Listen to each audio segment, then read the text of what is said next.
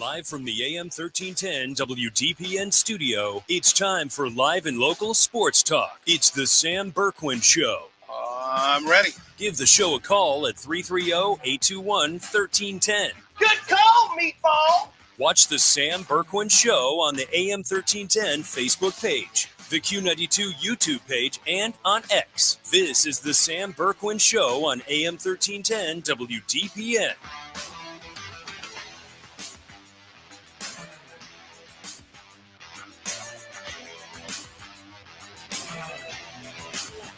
Hello.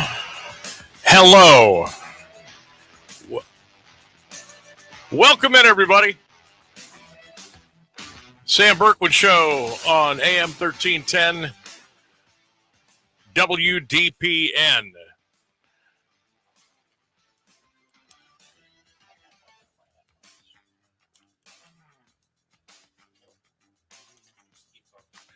Here we go. Good afternoon, everybody. Welcome into the Sam Bourquin Show, edition number 1, right here on AM 1310 WDPN.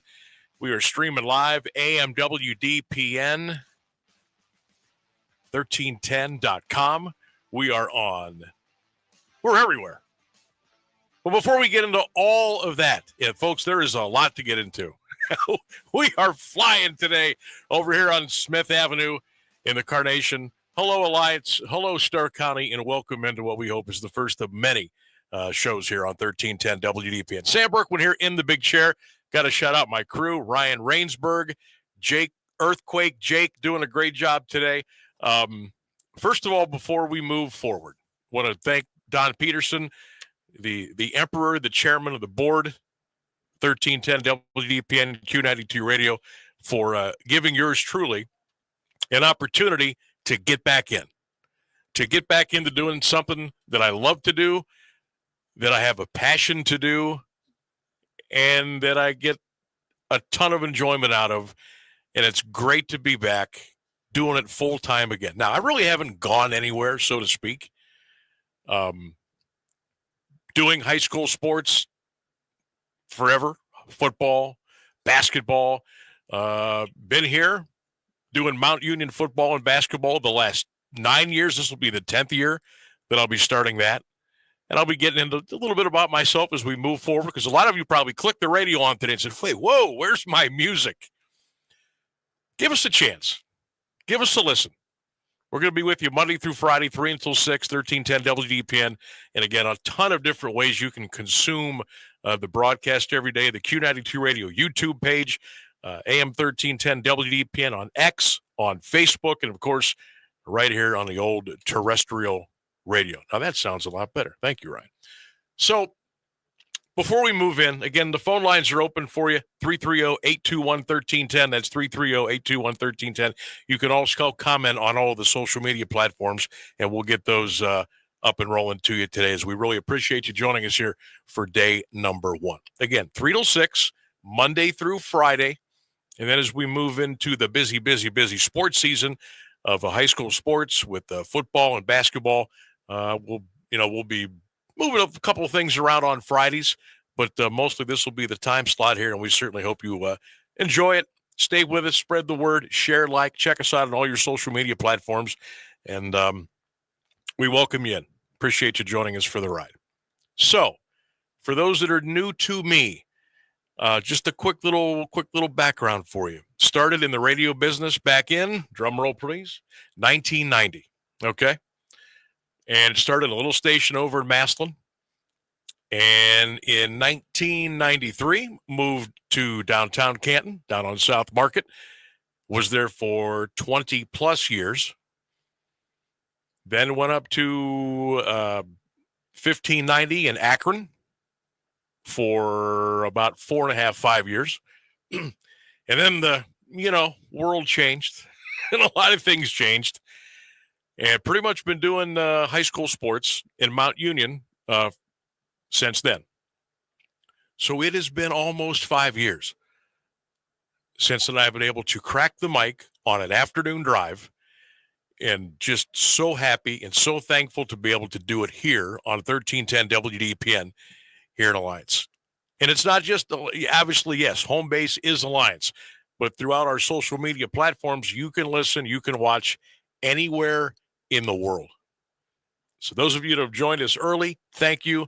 Those that will join us in the future, thank you. And again, just come along for the ride.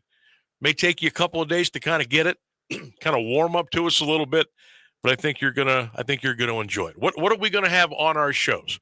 Well, just like a little skeleton readout for you, we'll be doing a lot of local sports, a lot of high school basketball, ton of football, baseball. We'll be talking Mount Union football, basketball, and baseball.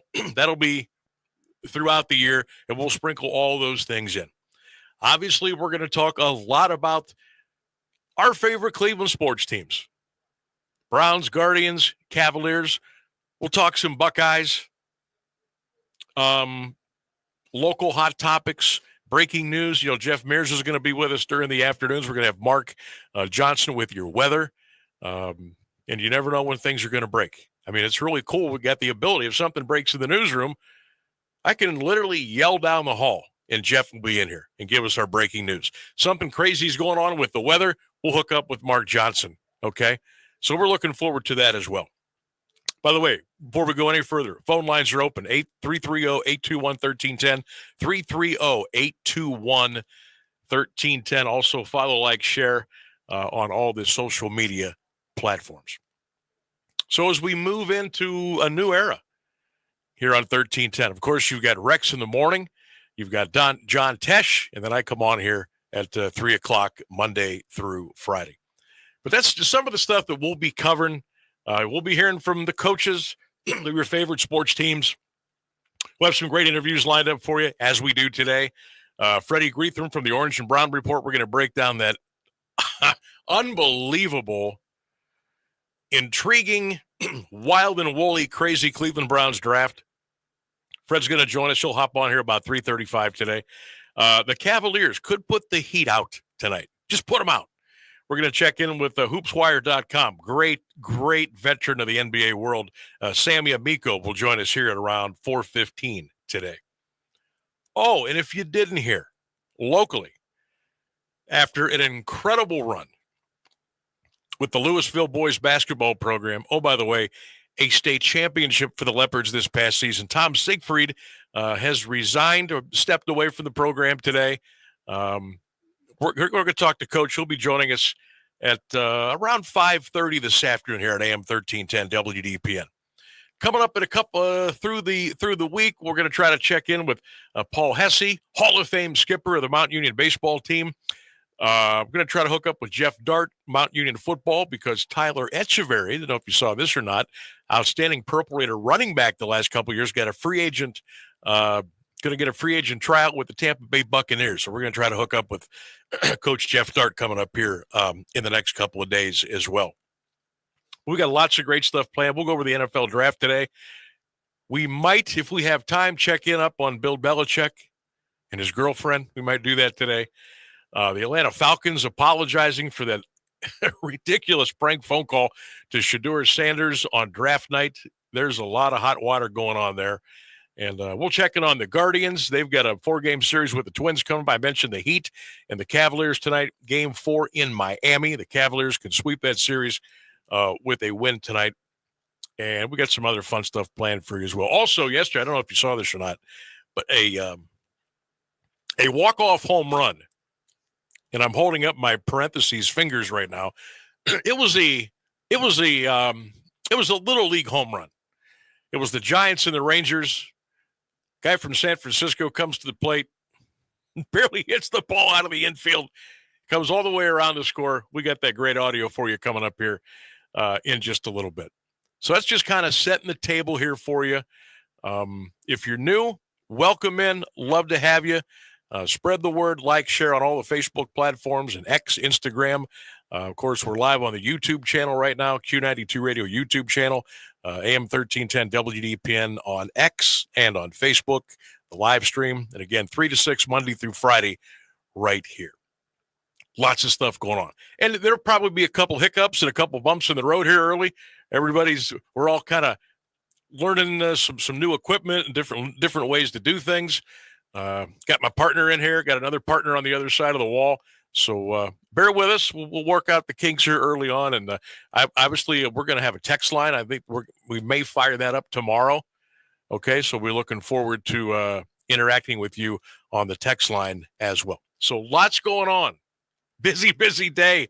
But, before we go any further, as I move the camera on the internet, got to start with the Cleveland Browns draft over the weekend. And we'll go over, again, who they picked. We'll go over why we think they picked them there. We'll obviously get into the Shedeur Sanders thing. And I'll tell you why I think they took Shedeur.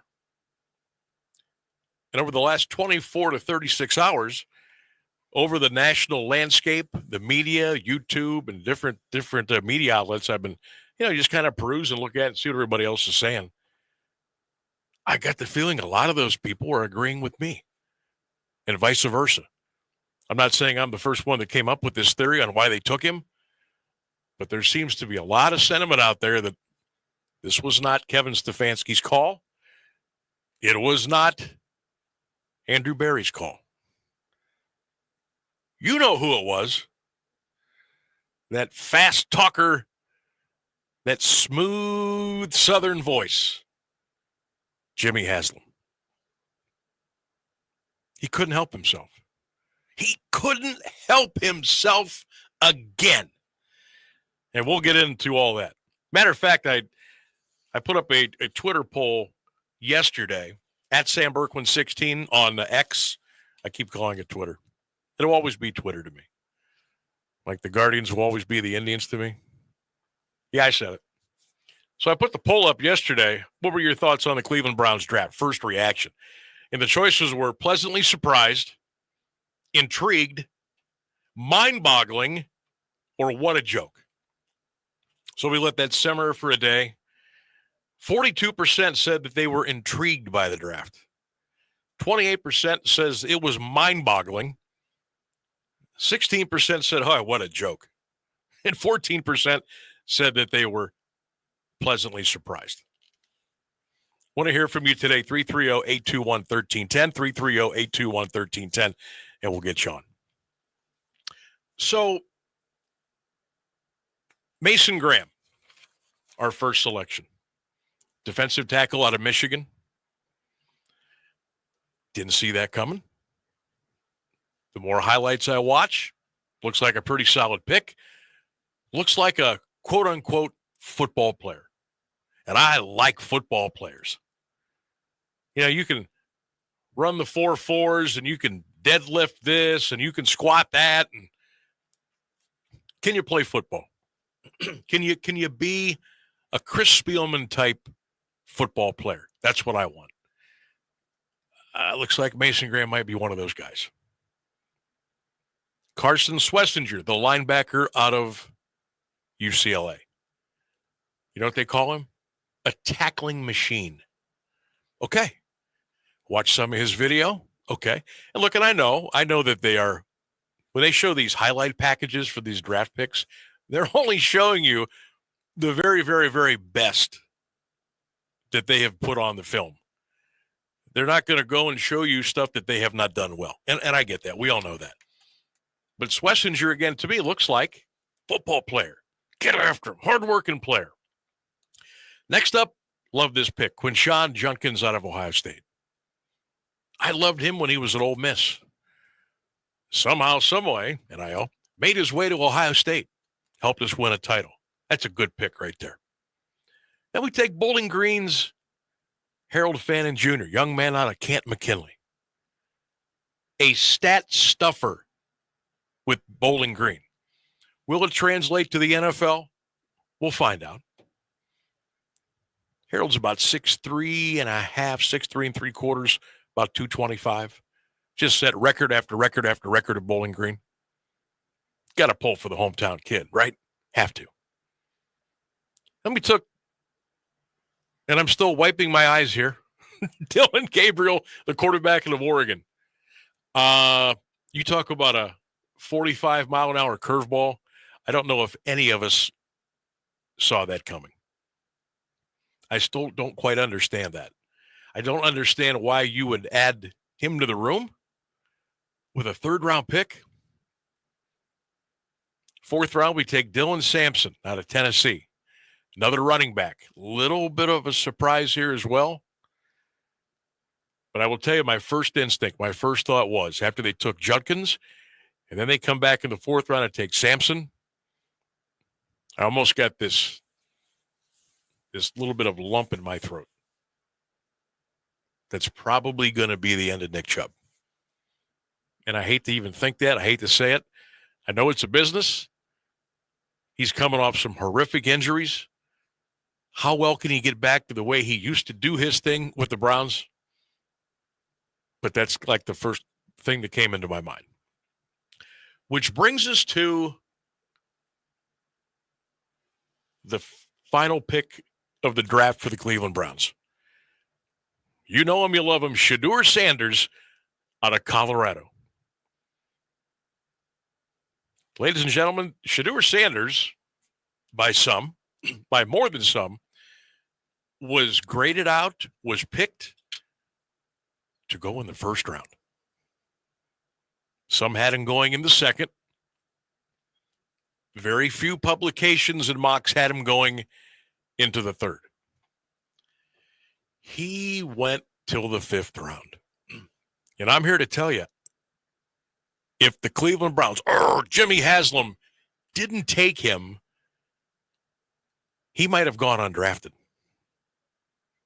He might have gone undrafted. My thoughts on Shedeur Sanders. Shedeur loves Shedeur. Okay. That's kind of like the Sanders way, you know? Dion, Shedeur, Shiloh, they love them some Sanders. And that's okay, especially in the sport of football. That's okay. I get it. You got to have bravado. You got to put your chest out. You got to do what you got to do. But I understand after looking back at some things and watching some videos and hearing some conversations, maybe Shedeur didn't come off all that well in team interviews. Some said that he acted like he didn't even want to be there. That he was kind of flippant, if you will. Just kind of gave off that vibe of, you're kind of taking up part of my day. I've got things to do. It kind of rubbed some people the wrong way. Then you had Dion months ago, pretty much, and I'm paraphrasing, there's a lot of places that Shedeur can go to. There's a few places I won't let him go to. One of them was Cleveland. Well, I guess that just got changed around, didn't it? But you bring him in here in the fifth round. You bring him into the quarterback room with Joe Flacco, with Kenny Pickett, Dylan Gabriel, and now there's Shedeur Sanders. And who knows what the Browns will do between now and when we get rolling here in September. I can assure you that this roster is probably going to look nothing like it does now. I printed out the two deeps, or I printed out the Cleveland Browns depth chart. And we'll get into that with Freddie Greetham coming up. He'll be joining us from the Orange and Brown Report coming up at about 10 minutes or so, 3:35. So you bring in Shedeur. Got a couple of questions I want to throw out to you at 330-821-1310. Who drafted Shedeur Sanders? Was it Andrew Berry? Was it Kevin? Was it Andrew and Kevin? Or was it Jimmy? I think we know who it was. Jimmy couldn't help himself again to put the Cleveland Browns into the spotlight. He couldn't help himself. He did it with Johnny Manziel, and we all know what happened with number 4, Deshaun Watson. We all know what happened there. And just when you thought that Jimmy the Meddler was gonna stay out of it, he couldn't help himself. First phone call of the day, 330-821-1310. You're on the Sam Bourquin Show. Go ahead. Hi, Sam. This is Mark from Massillon. Hey, Mark, how are you, buddy? Good. Welcome back. Thank you. It is really good to be back. Appreciate you listening in and appreciate you being our first caller today. That couldn't have worked out any better. That's great. The Browns, I had a saying where today is more messed up than yesterday. Every day, it just boggles your mind. They were in the right direction in the draft. I thought so too. They made the trade for the first round picks next year. All they had to do is be patient. Don't even pick a quarterback. Go with what you got. And then next year, the quarterback class is loaded, and they blew it. Mark, I'll tell you what. I was perfectly fine with them not taking a quarterback either, because they were telling all of us in the beginning of the draft, it's going to be a while. And by a while, I mean to compete for the AFC North, 2 to 3 years. It's going to be a while. So they were trying to build this thing from the inside out. Vegas has the over-under at 4.5 wins next year. What does that tell you? Okay. Yeah. We all know that Vegas knows what's going on. And as much Browns fandom as there is, and hey, let's get behind the team and this and that and the other, they're not going to win many games this year. They may not win many next season. It's the following year, and by then, this will be the second year of this draft class. I'm hoping and praying somehow there's a way that we can get Arch Manning in the draft. I mean, that's a long shot, but I'm just saying, you could tell the way they were drafting the little pieces, parts. They weren't trying to make a big splash, a big home run. They were saying, hey, be patient with us. Thank you for your patience, but it's going to be a while, so we're going to dig in. And what do? They draft Shador in the 5th round. I almost drove off the road. I couldn't believe it. Yeah, that was not good. The other picks they had, besides the quarterbacks, I thought was solid. Who was your favorite pick out of all the guys we got? Fannin. Oh, okay. The tight end. Yeah, he's a monster.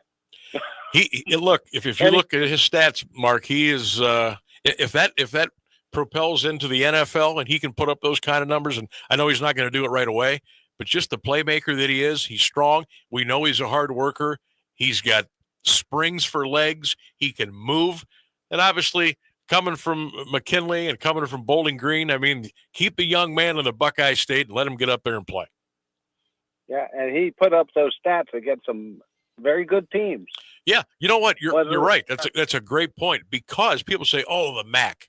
Well, don't forget, the MAC, usually from top to bottom, their first 3, some of them their first 4 games of the year are against the big boys because they're paycheck games. So they're playing the Penn States, the Ohio States, the Texas, the Florida, the whatever, the West Virginias, the Nebraskas, the Florida States. So, yeah, he put numbers up against some pretty good action, no doubt about it. Yeah. And he led the nation in receiving. Yeah. Oh, by the way. Mark, I appreciate the call. Hang out with us here for the day. Okay, sure will. Appreciate it. Mark checking in here on the Sam Bourquin Show, AM 1310 WDPN.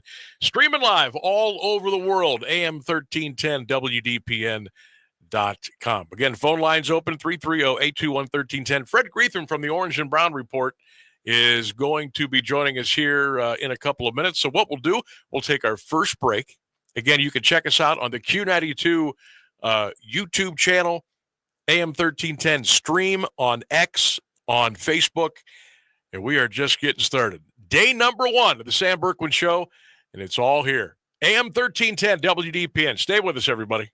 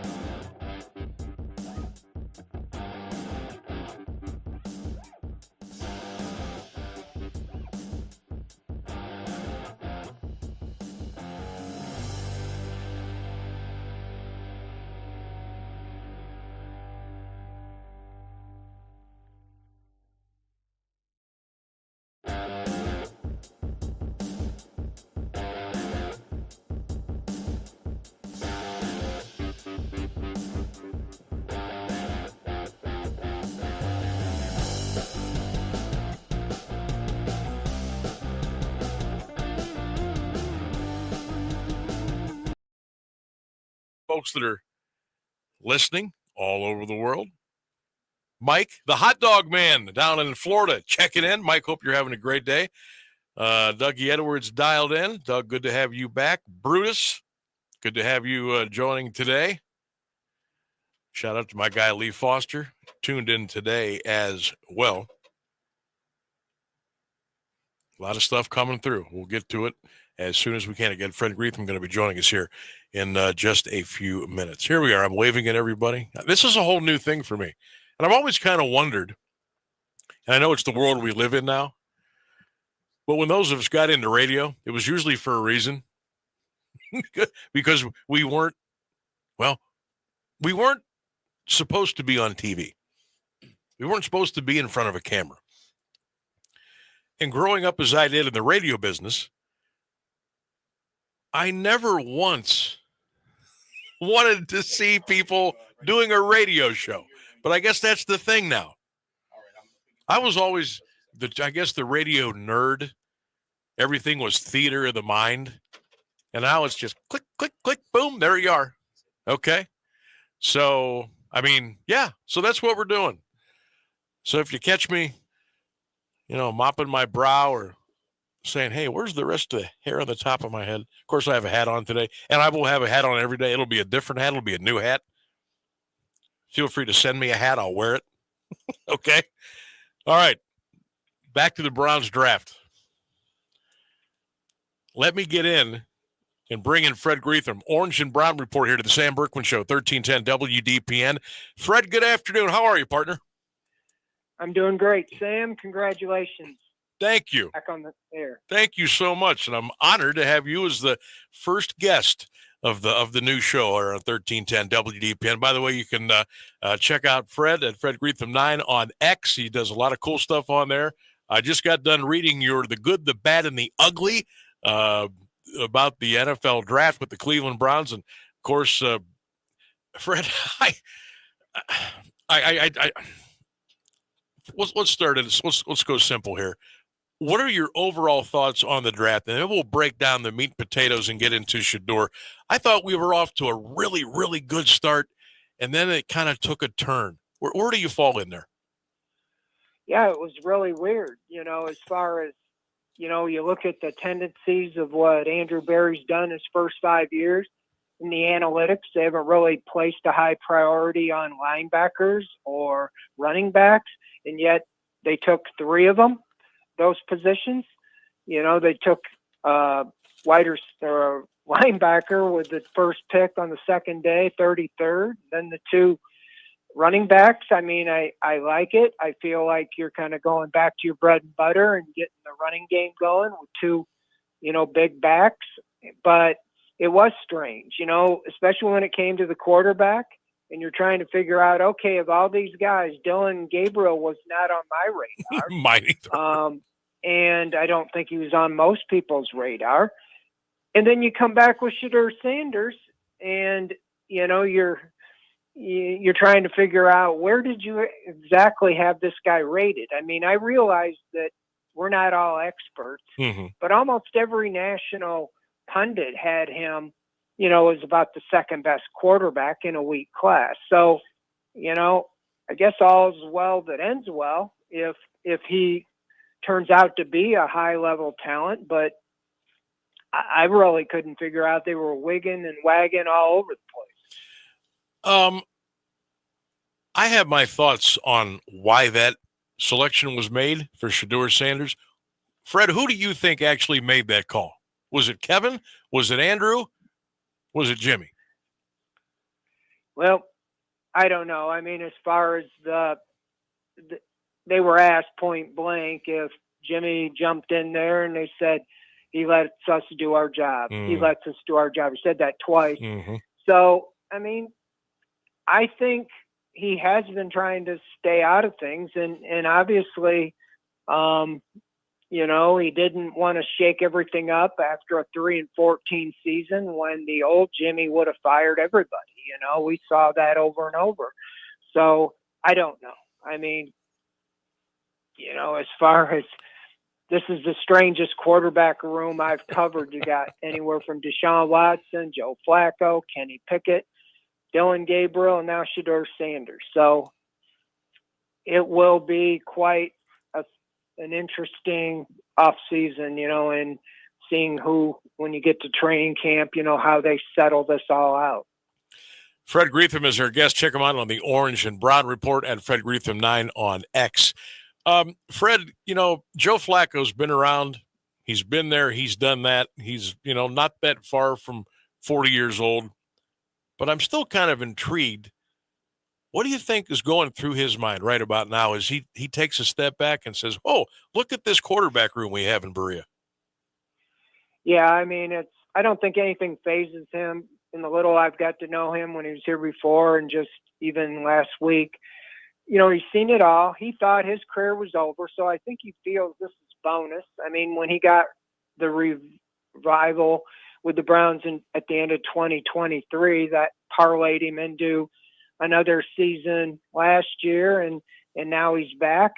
You look at the money, you follow the money, and yeah, everybody said he can get up to $14 million, but you look at the guaranteed, it's $3 million, and he would have to play pretty much all year and win a lot of, hit a lot of milestones to get $14 million. Kenny Pickett's at $2.6 million. So I've said all along, the money isn't going to preclude the Browns from making another move. And I was thinking still Kirk Cousins was in the background, depending the way the draft was going. But now, I mean, even with the two drafted quarterbacks, they've only committed about $10 million to 4 quarterbacks. And then you got one, the elephant in the room, at $46 million. So, and he's not going to play. So it really is strange how they go with this. I've said all along, I think they really like Kenny Pickett. And if it was when it was Kenny Pickett and Joe Flacco, that Pickett was going to be the starter, all things being equal. But, they might, stay with the 40-year-old, the steady hand to start the season, and then see. A lot depends on what they see in Gabriel and Sanders, obviously in the off season and training camp. Yeah, Fred, that leads me into my next question. As we sit here on April the 28th, we see who is in the quarterback room. Who will be in that quarterback room in September? Yeah, I mean, it's so hard to say. A lot depends, I think, on the rookies. But I think when you've seen with Andrew Barrett, when he drafts somebody, they're pretty much a lock. And so I think Sanders and Pickett Sanders and Gabriel will be, on this roster. And then the battle is Pickett and Flacco. And I think that if they feel they can move one as an asset in Pickett, that might be the most tradable if he shows something in the preseason. But it really depends, do you want to, you could have 3 guys in your quarterback room in their 20s, which would really probably be the best long range, at least as far as we look, because we'll probably be talking all about this again in the 2026 draft with those 2 first-round picks and having, if Gabriel and Sanders don't really step up and look like they are an answer. So I would say right now, if you push comes to shove, that Flacco would start the season and they'd turn it over to one of the 2 guys if there's an injury or something like that. But I think they look at quarterbacks as assets. And if Gabriel and Sanders both show something and they want to move on from one, they would trade them for a draft pick, in these quarterback needy times. So that's just the way I know they sought out Pickett, so they like him. And I think they like him more than the fans do. So we'll see what these guys do in the offseason. But, Joe Flacco's he's a feel-good story, but he is 40 years old, and he's really not your answer long-term. No, and I think the Browns are almost kind of telling us that the last several months and then going through the draft and who they selected. I guess we shouldn't be surprised, but I'll ask you, were you surprised that they didn't at least snag one wide receiver off the board? I am, because you just that was an area of need, in my opinion. And he had been so good. I mean, Andrew Berry, in acquiring wide receivers kind of in trades, guys that were in a contract situation, 3 straight years. He got Amari Cooper, then he got Elijah Moore, and then last year, Jerry Jeudy.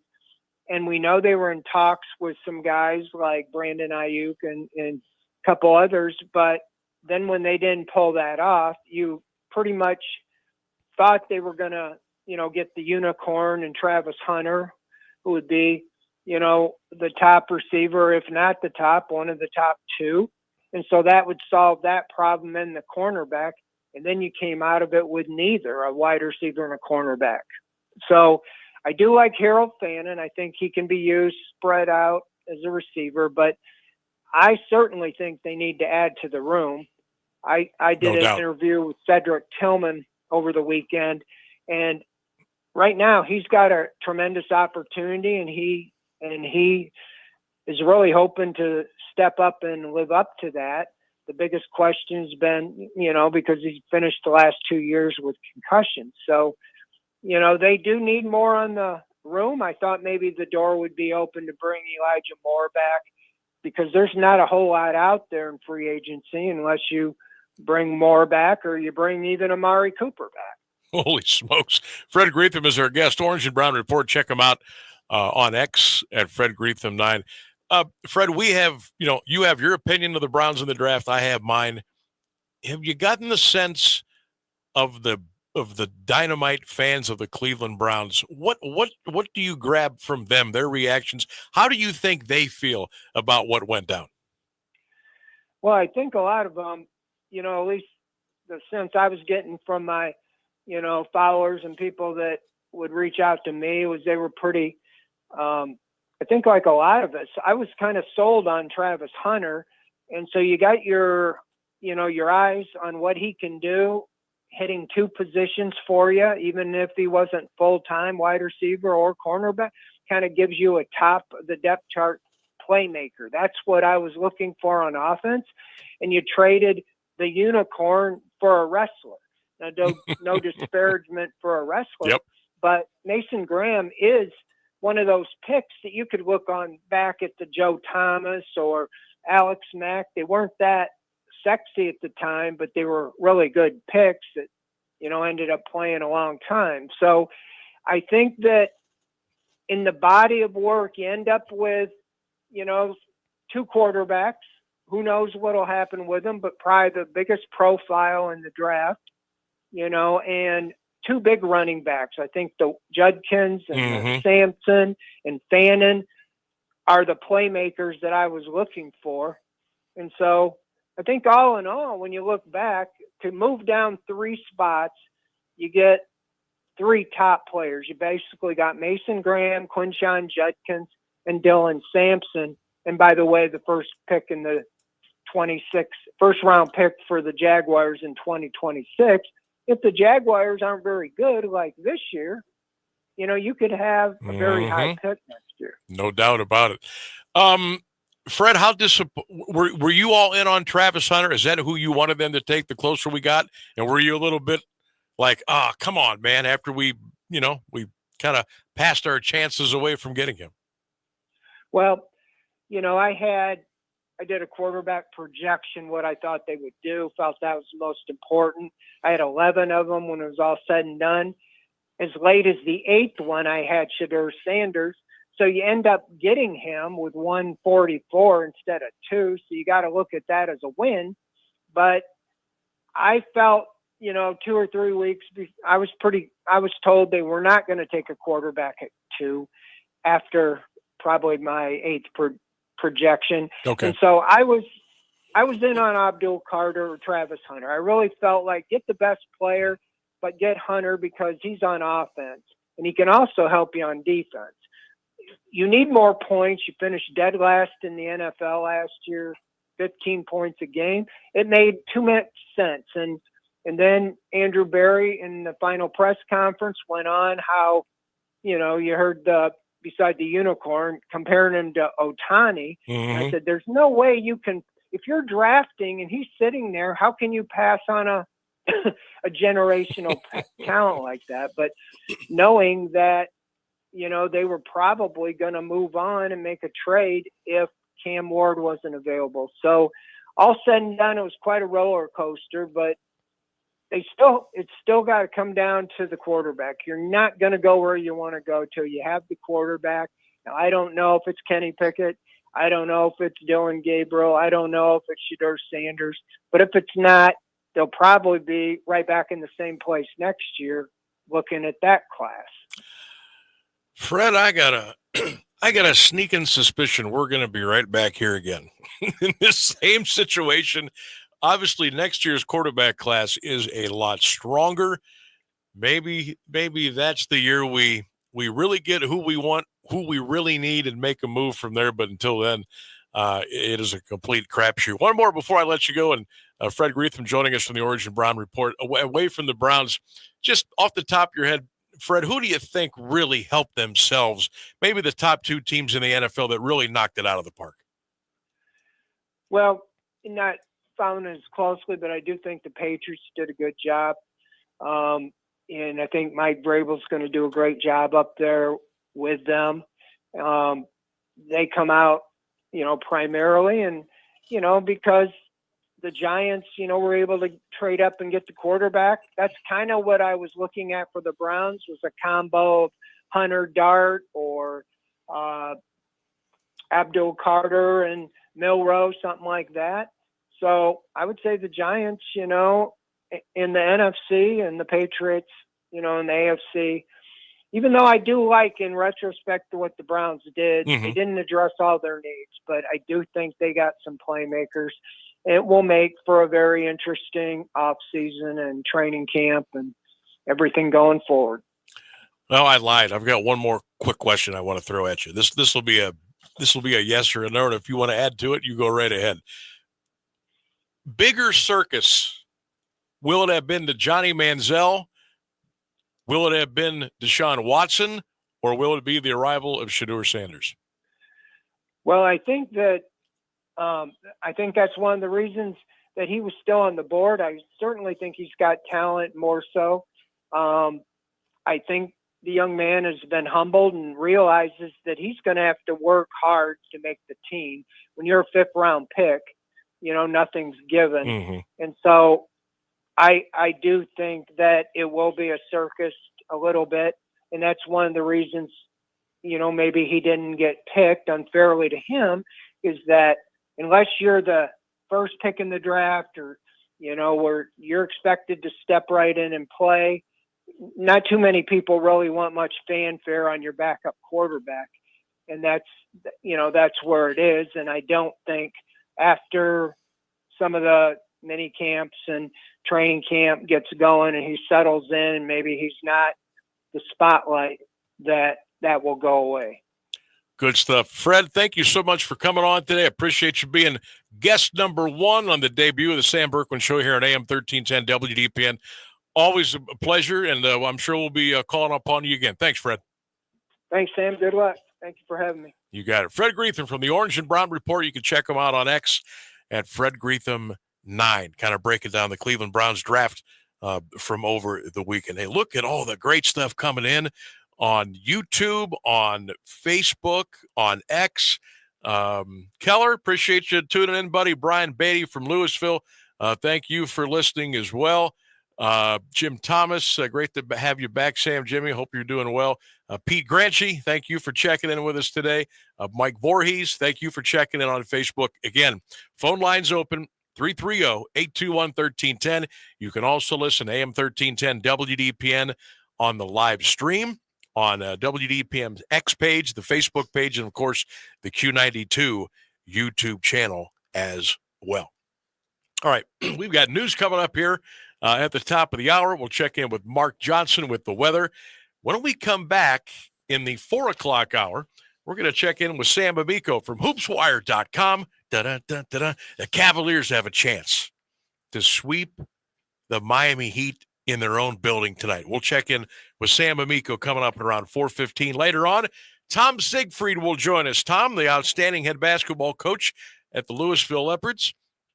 Coach stepped down today, got that title. He's going to follow Bo, his son, along his college path. We're going to check in with Tom Siegfried coming up around 5:30 this afternoon. Plus a lot more to get to. All right, we got the news coming up. So keep it right here. 1310 WDPN, streaming live, AM 1310, WDPN.com. It's the Sam Bourquin Show. Stay with us, everybody.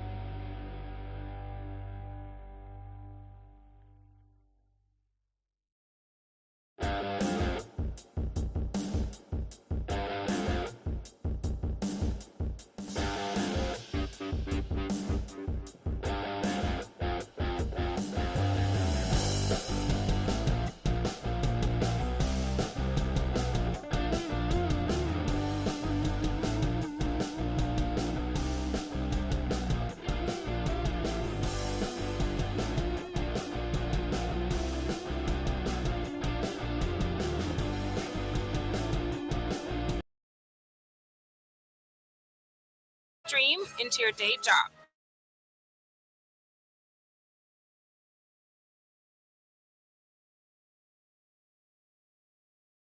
At OMJ.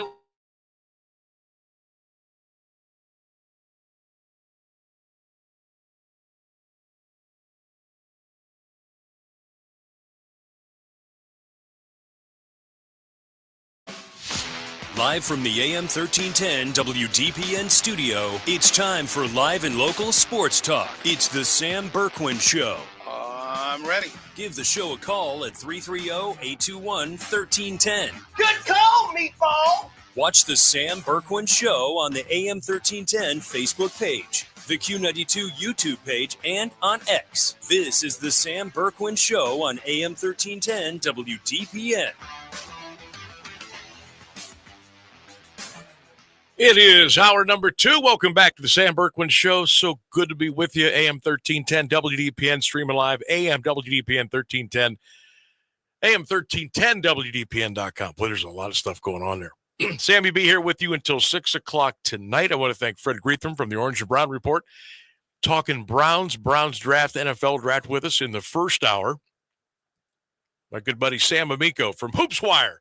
Going to be talking some Cavs and NBA basketball coming up here in about 5 minutes or so. And then former, yes, I said former, head basketball coach of the Louisville Leopards, Tom Siegfried. He'll be joining us at 5:30 today to talk about his decision to step down as the head coach of the Louisville Leopards and what he's got planned coming up here the next several years. And will he jump back in at some point? Who knows? But what a magical run. Just let me get off on a tangent here for a second. What a magical run it was for the Louisville Leopards this last basketball season. State champions. They were crowned down at the UD Arena, and it was something. It was so much fun to follow Coach Siegfried and Bo and Braden Gross and Ashton Marshall and just such good kids, just good kids. Avery and Drew. I mean, they were so fun to watch. They were so fun to talk to before games, after games. And I know the Louisville community, Northeast Ohio, they just kind of fell in love with the team. They were so likable. And man, could they play. So again, Tom Siegfried will be joining us here on the program coming up here around 5:30. You want to shout out to Cole Miller listening today.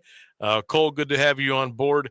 David Catlin, congratulations on the new show, Sammy. Glad to finally hear you again. David, thank you for jumping on board. We'll be with you Monday through Friday, 3 until 6 here on AM 1310 WDPN. Today is our first show.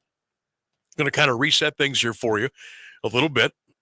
My name is Sam Bourquin. If you're just tuning in for the first time today, the 1310, or if you've been with us for years, you say, hey, where'd my music go? Hang out with us here for a little bit. I think you're going to like it. Now, music's certainly not going away. You got Rex in the morning, 6 a until 10.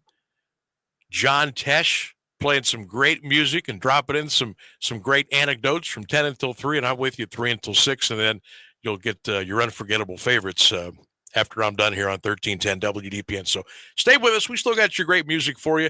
Also, we're live and local. Not many of those around anymore, are there? Right? We'll have live and local news. Jeff Mears will be joining us. We'll have the weather with Mark Johnson. Check out Mark J. Weather on Instagram, Facebook, and X.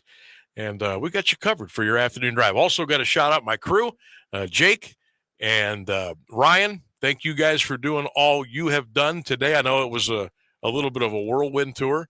And Ryan's like, nah, it's easy. Oh, no, it isn't. You should see what they're doing in here and outside of here to help try to make yours truly sound like he sort of knows what he's doing. So I appreciate you guys a lot. And thank you to the family here. Don Peterson and all the crew at 1310 across the hall at Q92 Radio. Hey, I've been in the business since 1990. Have done a lot of talk shows, broadcast a lot of games. Been broadcasting a lot of games since. But it's been a minute since I've been able to hop back into the afternoon drive chair and share things with you tell stories, entertain, inform, have guests, talk sports, hear from you. By the way, before I go any further, if you want to jump in, 330-821-1310. That's 330-821-1310. Also, like and share, comment on all of our social media platforms. You can also watch us every day on the Q92 YouTube channel. A lot of you are tuned in there right now, listening on the live stream, AM 1310 WDPN. So keep them coming. We'll read those comments. Don't forget, like and share, and just kind of spend your afternoons with us here on 1310 WDPN. Again, Sam Amico coming up here in a few minutes. We can probably sneak a call in or two at 330-821-1310. Browns draft, Cavs hoops, Guardians baseball. Mount Union baseball team picked up their 25th win of the year yesterday. Congratulations to Coach Hesse. We'll look to get Coach on here a little bit. We're also going to be bringing on Paul Wackerly. He was inducted into the Ohio School Coaches Basketball Association Hall of Fame in Columbus over the weekend.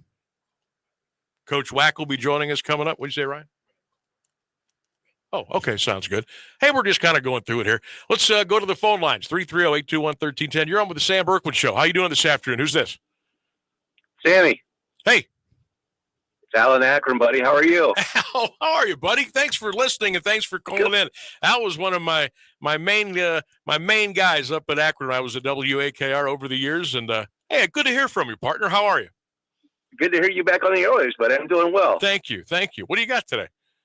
Hey, question for you. You know, I think we did really well in the draft. A couple of things that confused me, I guess, for lack of a better term, is, you know, I'm not as much worried about trading the draft pick away and drafting Graham there. Mm-hmm. Because who's to say that, yeah, everybody says that the Hunter's this generational talent, but, I mean, could we have another, who's the running back we drafted from Alabama? Trent Richardson. Yes. Ugh. Somebody that was, they said he was such a great running back, and he was Right. this, and he's going to do that. And, I mean, you don't really know until the guys get into the league. I mean, yeah, he looks great at Jackson State and looks great at Colorado, but Colorado was trash. Who did Colorado play? Well, and not only that, there's so many different ways I can look at this Shedeur thing. And, Al, he got the crap beat out of him at Colorado. Their offensive line was garbage. And I'm still surprised Dion didn't try to buff that up a little bit. Pardon the pun on the Buffalo. But he had to run for his life. He would get drilled on first and second down. He'd come back on third down, make a play.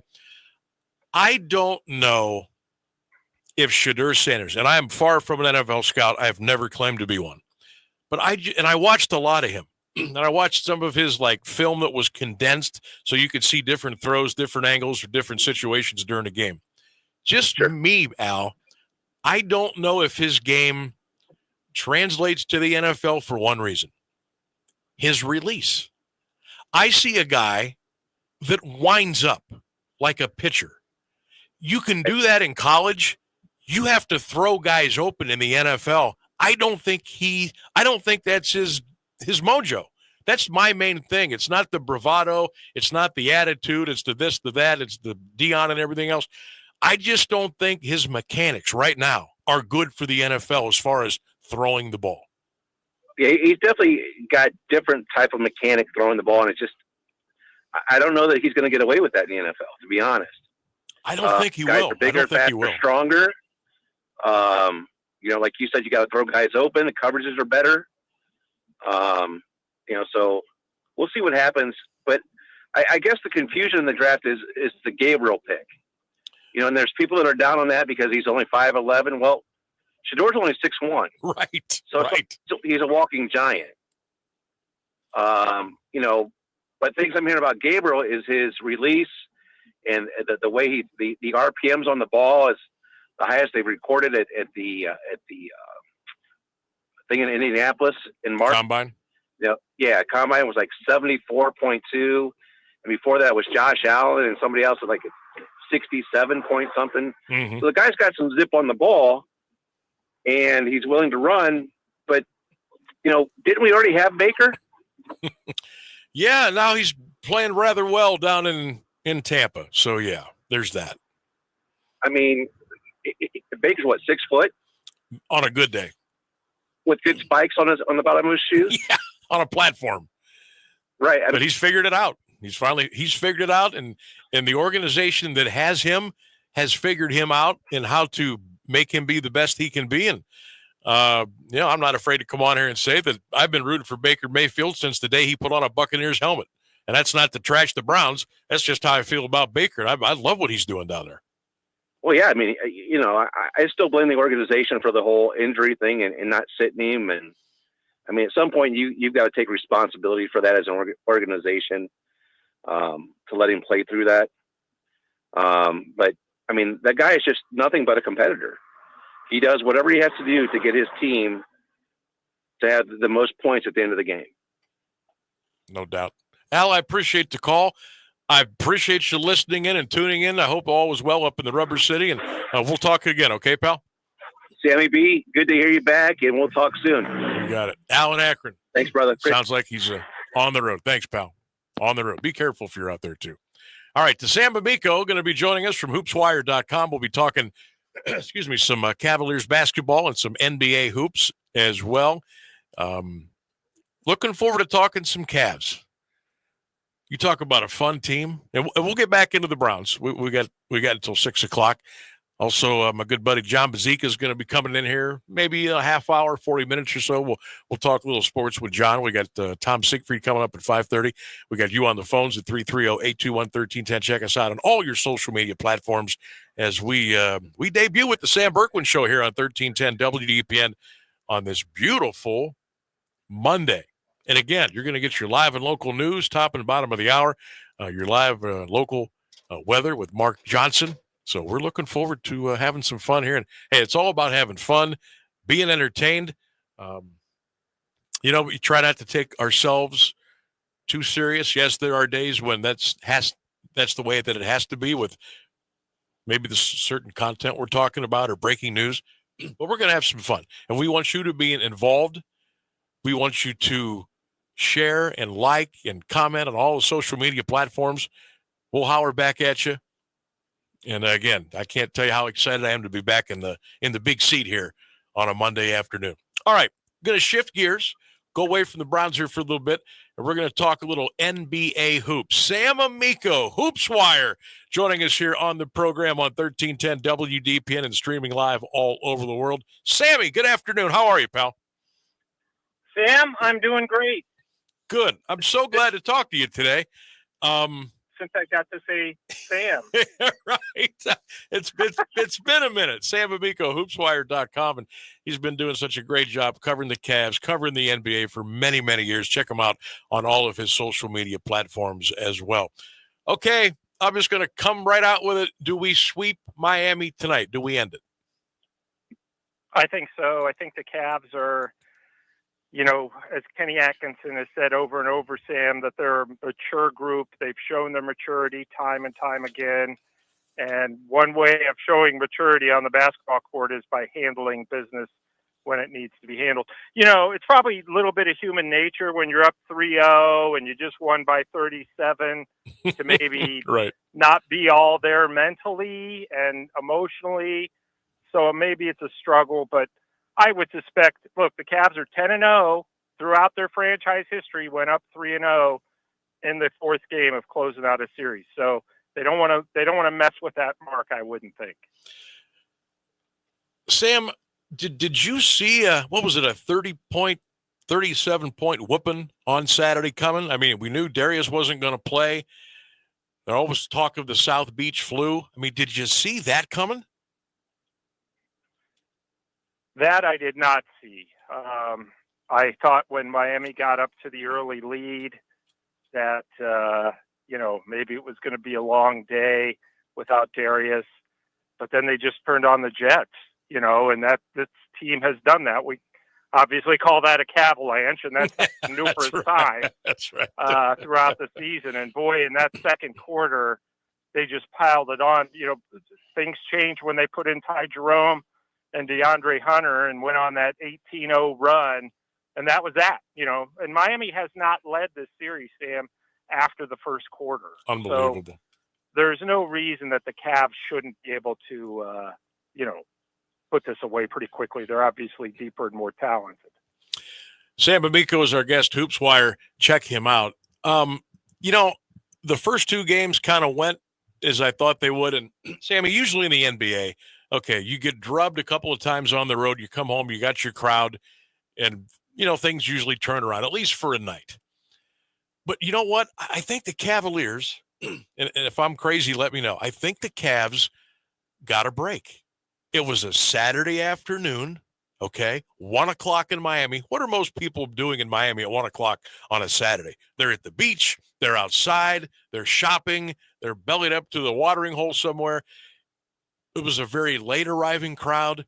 And I know they got off to the good start, but there wasn't that raucous, heart-pounding, in-your-face atmosphere. And I think the Cavaliers may have caught a break there, and boy, did they take advantage of it. Your thoughts? Yeah, no, I think that's partially true. I think that, crowd energy goes a long way, particularly when you're a team like Miami that's overmatched. You have to feed off of something. And a lot of times that's the crowd energy. It helps players get going.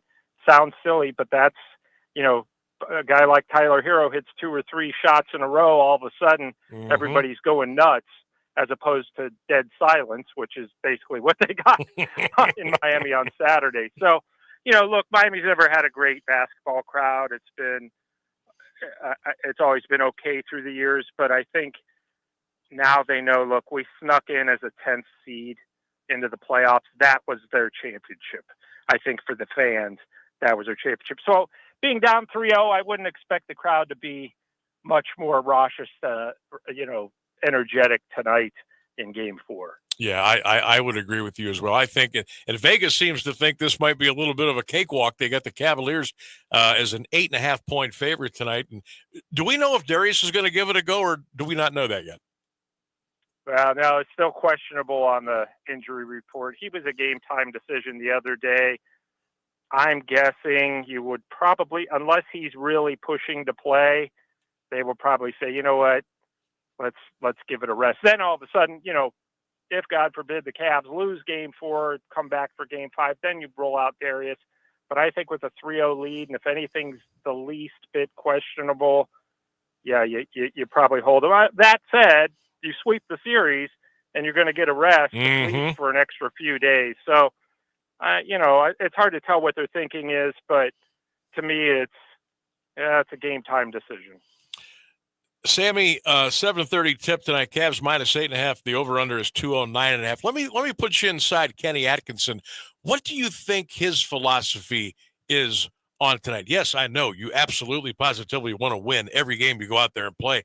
But does he tell these guys, hey, let's go out, step on them, and not let off, because we get that 4-game sweep, as you mentioned, we got some rest, and guys, you can chill out for a little bit. Do you think he'll deliver that message, or will it be something totally different?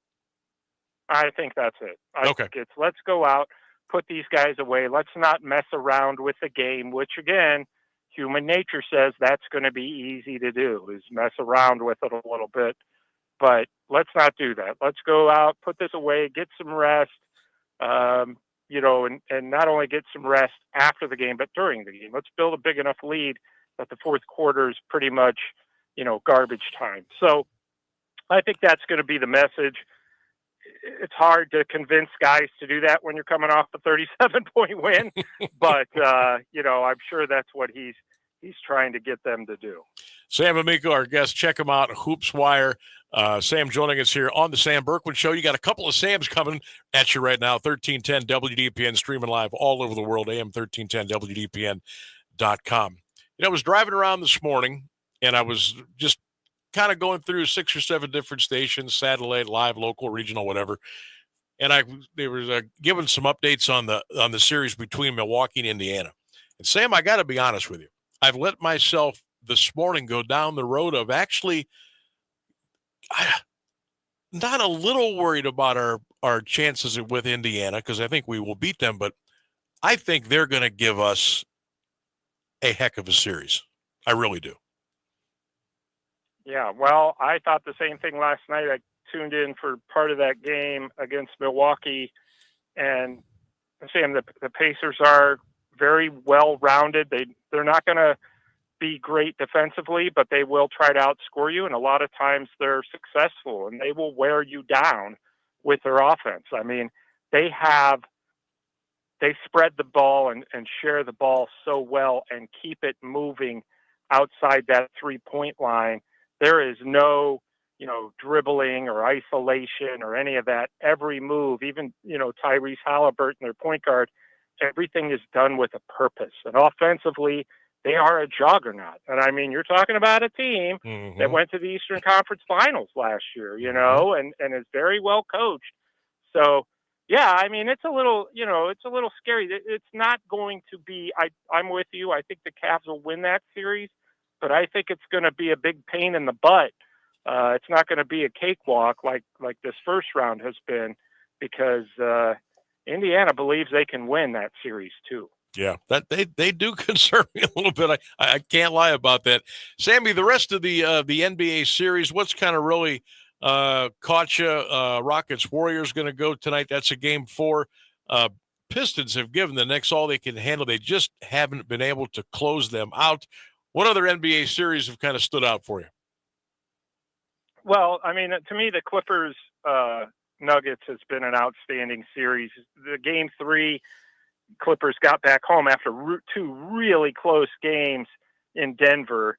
And then the Clippers went back home and just blew Denver out. I thought, well, that might be it for the Nuggets. And then Denver comes back and wins game 4 in thrilling fashion on a dunk with a tenth of a second left from Aaron Gordon. So, that series to me has been just fantastic. We kind of keep writing Denver off, but when you have the best player on the floor with Nikola Jokic, you're always going to be in it. So to me, that's been, extremely intriguing. And then, of course, the Lakers being down 3-1 is a little bit of a surprise at this point. Although, do they come back, Sammy? Yeah, you know why? Because that's a very shallow, hollow 3-1 lead. You get the Lakers go back home and win game 5, right, in Los Angeles. Then all they got to do is win a 6th game in Minnesota, which they should have won probably the last 2 in Minnesota, but didn't pull it out at the end. And then you get, if you do win that game 6, you get game 7 back home. So I think that they could come back and win. It's just, Minnesota's younger, obviously better defensively, has all the intangibles, and Anthony Edwards has been the best player in that series. Gosh, he sure has. Sammy, I noticed last night in the box score, I didn't get to watch all of it, but I believe that every Lakers starter played the entire second half. J.J. Redick didn't sub one time.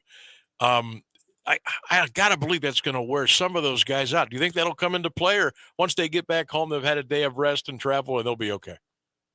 I think you're running a big risk there by not even giving guys a minute. We forget they do get some time during the timeouts, but I thought, I don't know that cost the Lakers a game. LeBron James and Luka Doncic said it didn't, not resting anybody, just playing the same 5 guys in the second half. But, they were right there at the end, so it's hard to say, well, they wore down, but LeBron James, 27 points through the first 3 quarters and 0 in the fourth.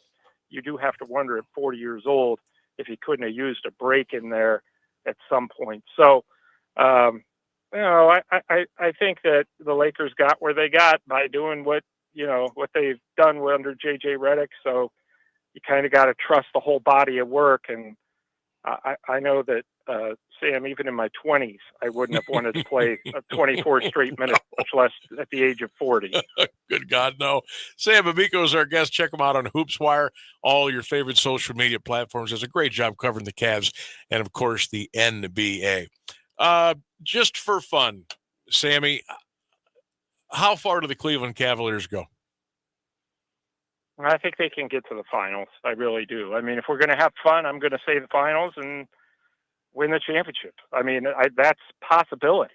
If their body of work continues the way it's been, sure, there's no reason they can't. Now, obviously, you've got a long way to go with assuming they're going to be playing Indiana in the next round, which is going to be no easy task. You're hoping that Boston and the Knicks just beat the living tar out of each other in the second round. And then you've got to go through the defending champs, assuming they get past the Knicks. And if they don't, well, that means the Knicks are really rolling. So, the nice thing for the Cavs is you do have home court advantage in every series. In one of these series, it could come down to that. It could come down to that against Indiana. Against Boston, if you play Boston, you're going to have to win a road game most likely, because Boston can win games on the road, as they showed us last night in Orlando. So I think it's possible. I really do. It's just, is everything clicking? And are the role players, which is, your stars are generally going to do pretty well. Mm-hmm. Are your role players going to do what they've been doing so far early in the playoffs? If you get 8 to 10 guys contributing as they have, then yeah, you got an excellent shot at the championship. Sounds good. Sam, so glad, so happy to have you on the program today. I'm sure we'll be calling upon you again. Enjoy the rest of the NBA playoffs, and we'll see how far the wine and gold take us on this journey. Thanks, brother. I appreciate you coming on today. All right, Sam. Great talking to you again. Look forward to doing so again soon. You bet. Sam Amico, check him out, Hoops Wire, and he does a great job covering the Cavaliers and the NBA. All right, we are going to step out. We are coming up on about 4:35. Phone lines are back open if you want to get a quick call in, 330-821-1310.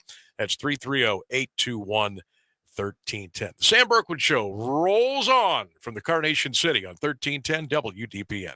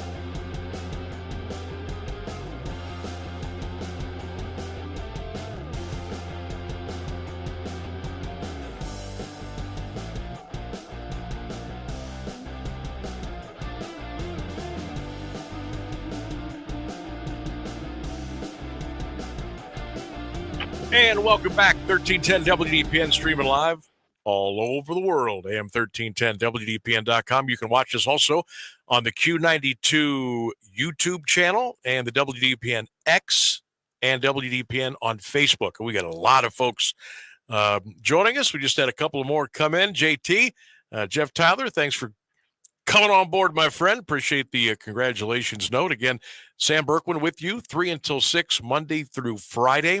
And don't forget to start your day. Rex in the morning, bright and early at 6 a.m. with all of your unforgettable favorites, the local news with Clint and the official weather forecast. And then music for your life. John Tesh is here, 10 until 3. And then I take over at 3 o'clock. Also got to shout out my crew here today, Jake and Ryan. Couldn't do this without you, fellas. Appreciate all your hard work and efforts today and each and every day here on 1310 WDPN. All right, we talked some Browns, we talked some Cavs. We'll get to the Guardians a little bit later. Don't forget Tom Siegfried, former Louisville head basketball coach. He'll be joining us at around 5:30.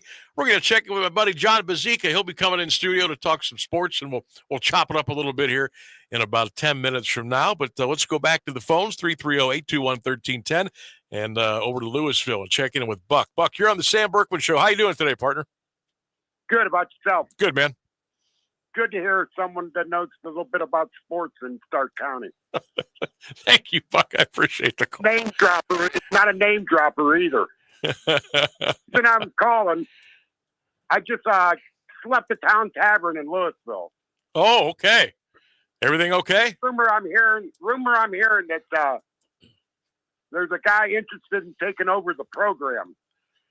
It's Skipper Joe from the Myers Lake Yacht Club. He's been retired.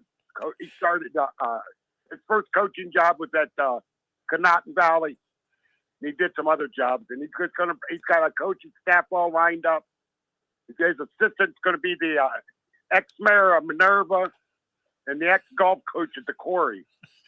So that's going to make a complete comeback. Yeah, complete comeback for the program. I'll tell you what, man. Oh, good union guys too. They don't cross the picket lines either when school districts are on strike. But that's the rumor in Louisville. Okay, Buck, I appreciate the hot scoop today, and I thank you for listening and hang out with us here, man. Appreciate you. Yeah, bye. There he goes. I don't know how much that was factual. Maybe half of it. I'm not sure. I don't know. 330-821-1310 is the telephone number. 330-821-1310. We got a line open if you want to get in now. Also, make sure you like and share and comment on all of our social media platforms. The Sam Bourquin Show here on a Monday afternoon.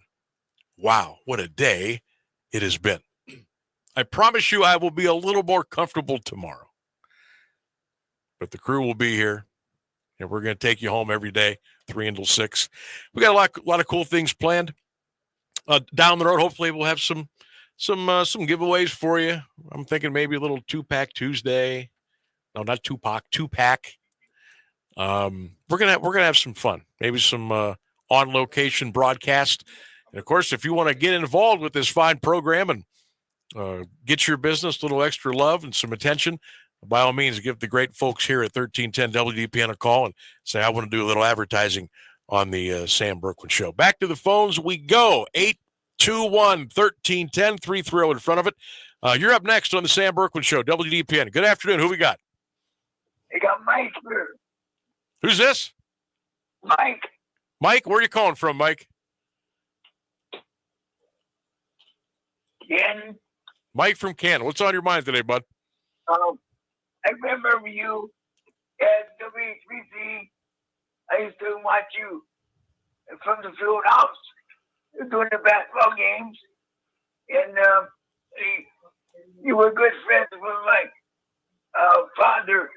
I mean, your father and my father were good friends through high school back in McKinley back in the 40s. And I've been following you ever since, doing football games and basketball games.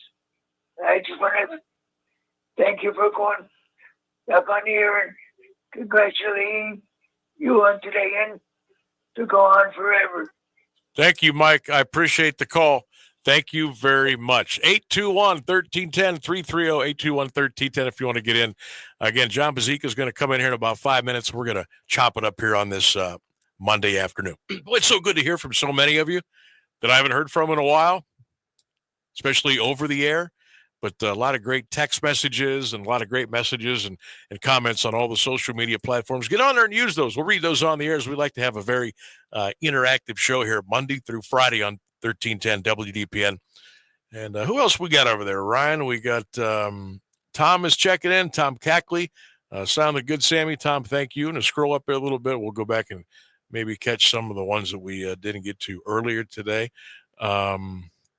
Ryan Brayler, good to hear you, man. You've been a great supporter over the years.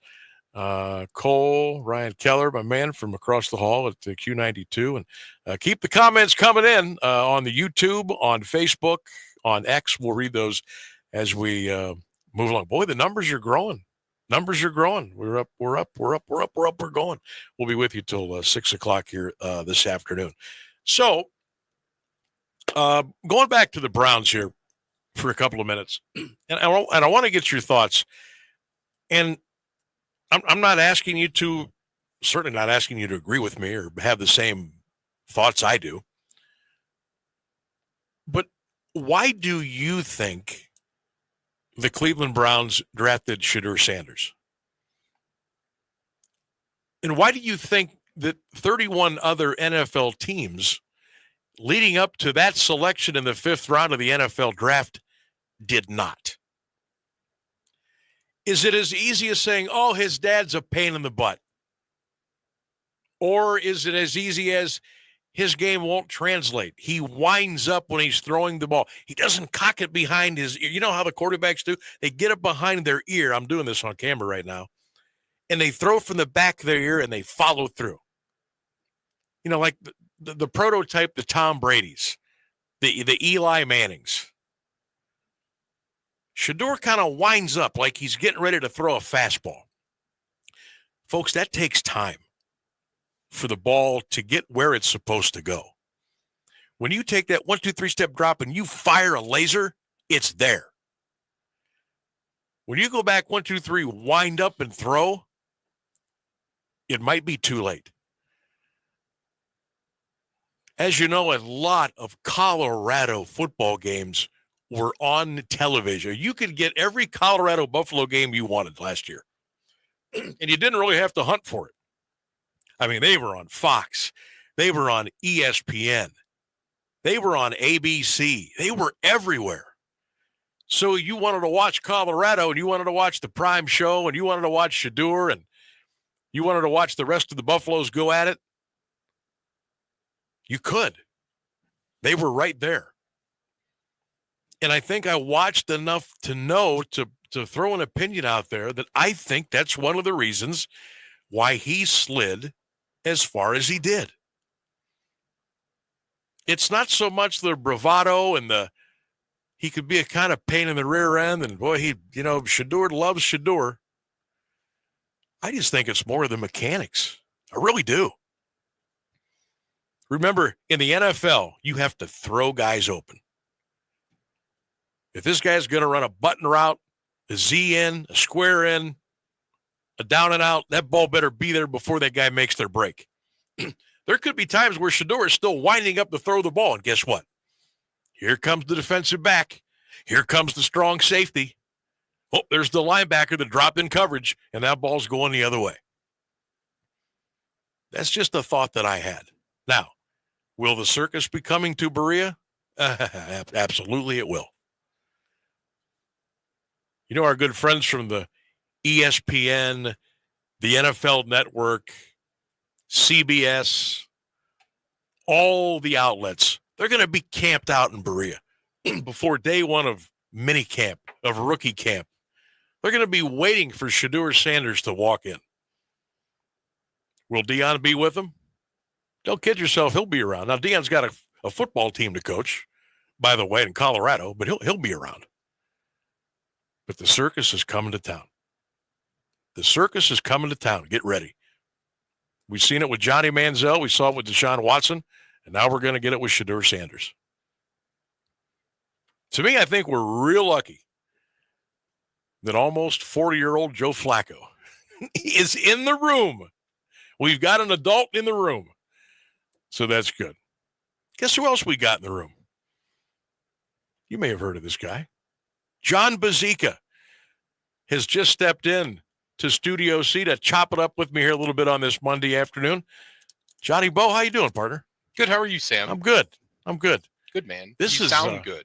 Thank you. I hope I didn't sound too fidgety, restless, anxious the first hour, because I was. And I am not afraid to admit it. This is whole new, baby.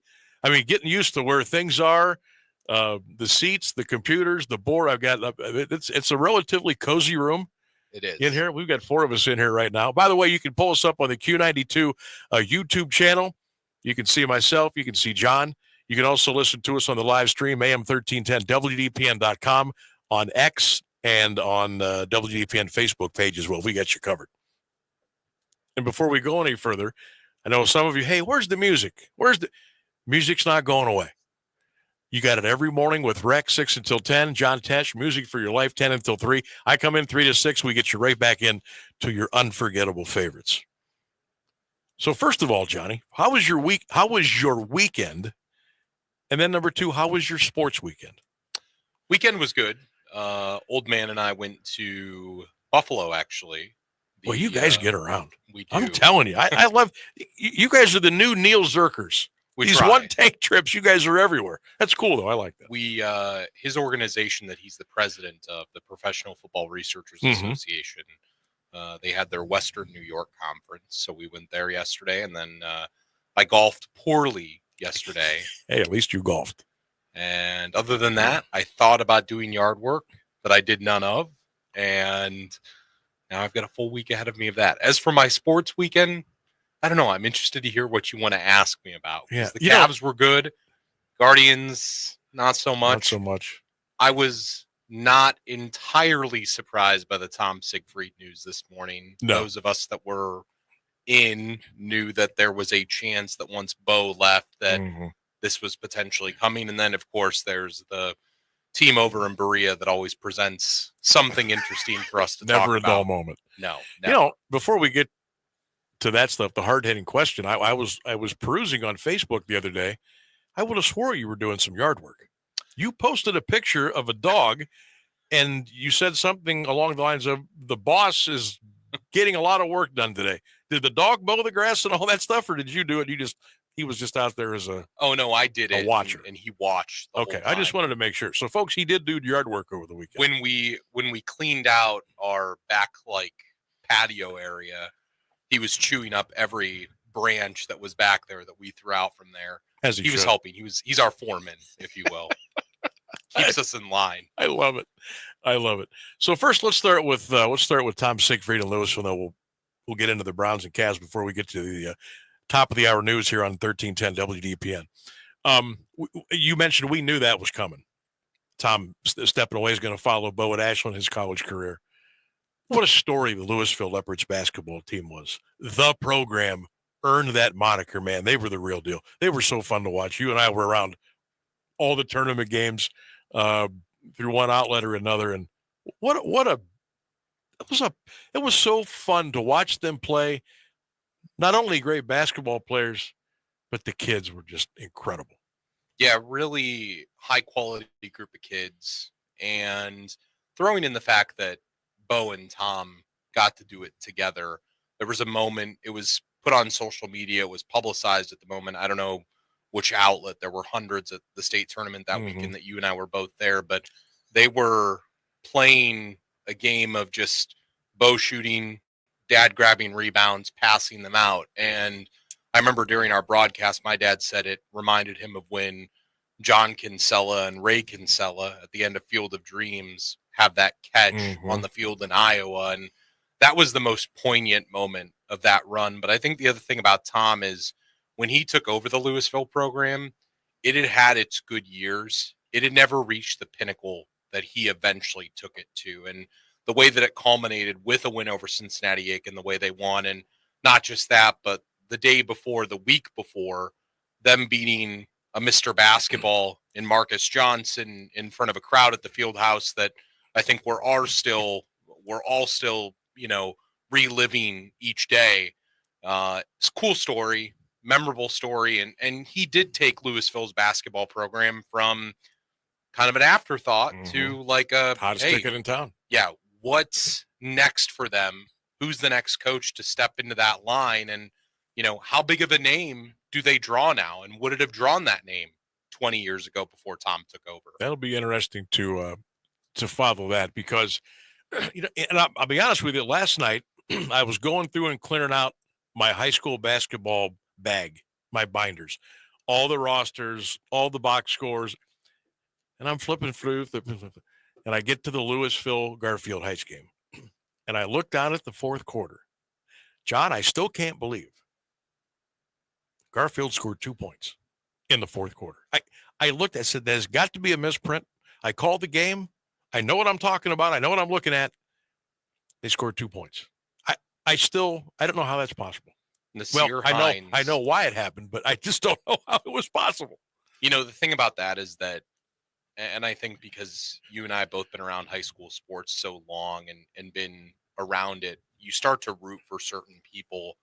And Sonny Johnson is a guy that, if you're happy to see Tom win, you're crushed to see Sonny lose because the amount of time he puts into it, the amount of love he has for it. And you can tell how important it was to him and his son that day. The cool thing is Tom and his son, they got to do it during Bo's senior year.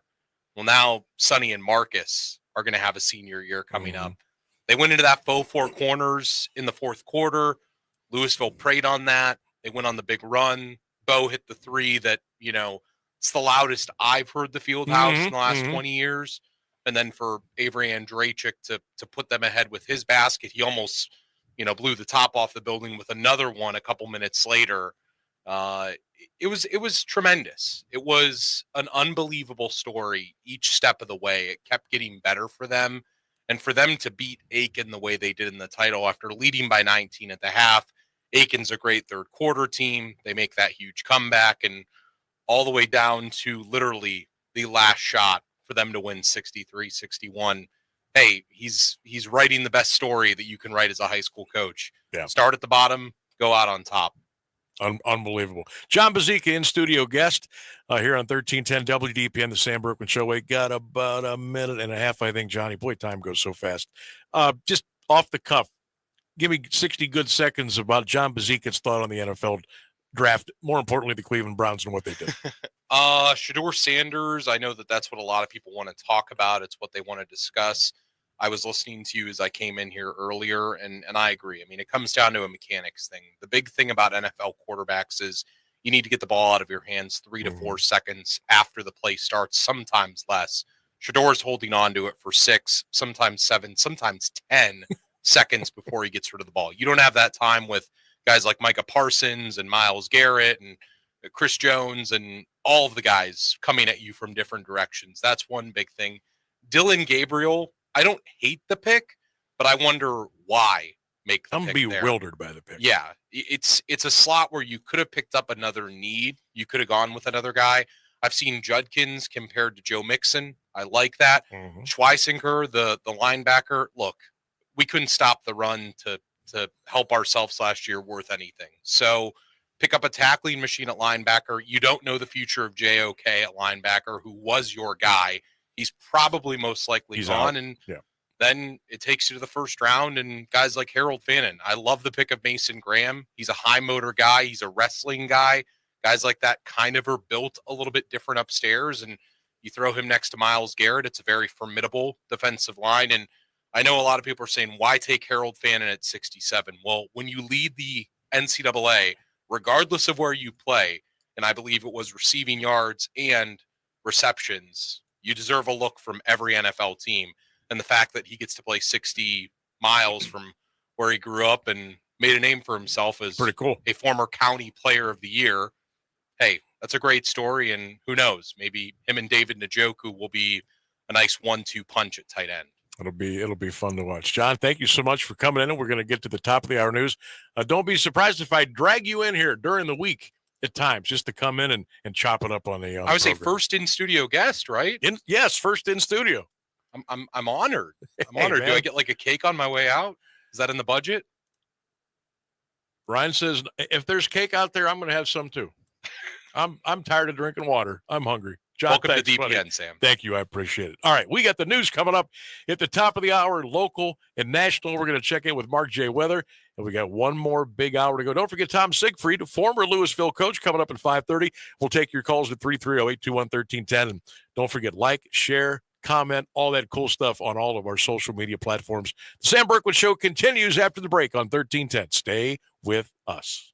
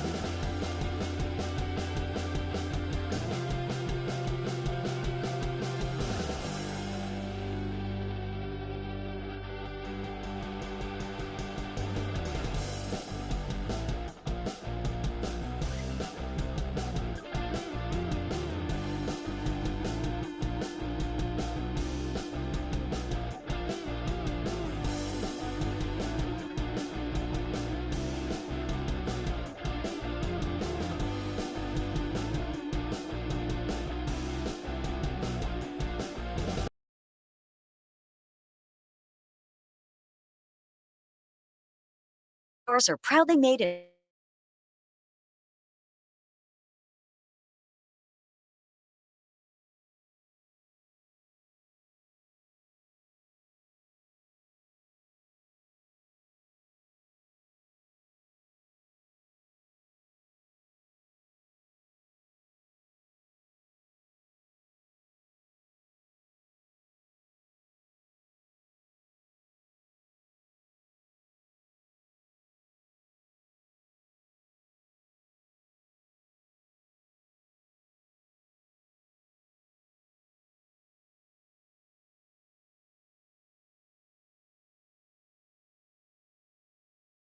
Bourquin Show on AM 1310 WDPN.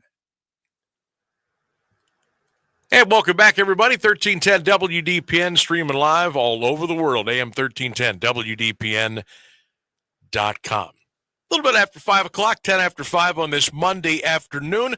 Welcome in. It is day one of the Sam Bourquin Show at AM 1310. For those of you that are locked in for the first time today, welcome. Thank you for welcoming me into your home, your car, your computer, your cell phone, however you take in our afternoon drive show. Again, so thankful to be back at it. Today's day one, our first day. Just a reminder, we'll be with you Monday through Friday, 3 until 6 with the program. Start your day with Rex in the morning, bright and early at 6 a.m. He's got all your unforgettable favorites and some cool, fun stuff that he'll throw in at you as well.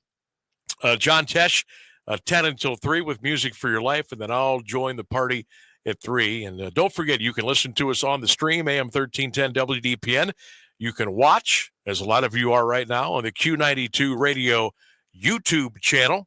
Just go YouTube, put in Q92, Sam Bourquin Show. Boom, it'll pop up right there for you.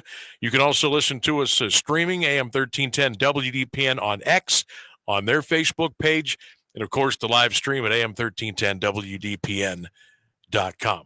Been a fun show. Been a quick show. We're kind of working our way through, getting a couple of kinks out of the way as far as, the stuff that goes on to put on a big show. And I certainly want to thank Jake and Ryan, part of the Sam Bourquin Show crew, and making things a lot easier for yours truly as we roll into day one. Phone lines are open. Can't wait to hear from you on this Monday afternoon, 330-821-1310. That's 330-821-1310. Another exciting thing, starting tomorrow, we will have a text line for you. So if you can't get to the phone, what have you, or if you don't want to call, you don't have the time, but you want to get a quick opinion in, a quick thought, the text line will be ready to roll tomorrow. I don't want to give that number out just yet because it won't be in effect until tomorrow, but the text line will be in tomorrow. We can do that as well. So don't forget, go to all our social media platforms, like us, share us, tag us, give comments to us. We love the interactive portions of the show, which is 3 until 6, Monday through Friday. And certainly I want to thank Don Peterson, DP family for welcoming me in, and all the great folks that are here as well on the AM staff, the FM staff. I'll be mentioning their names as we move along, but it was really cool to come be a part of the family here on Smith Avenue in Alliance. It really, really is. I've been doing the radio thing since 1990, whether it was a talk show, whether it was play-by-play for football, basketball, baseball, whether it was high school, whether it was Mount Union.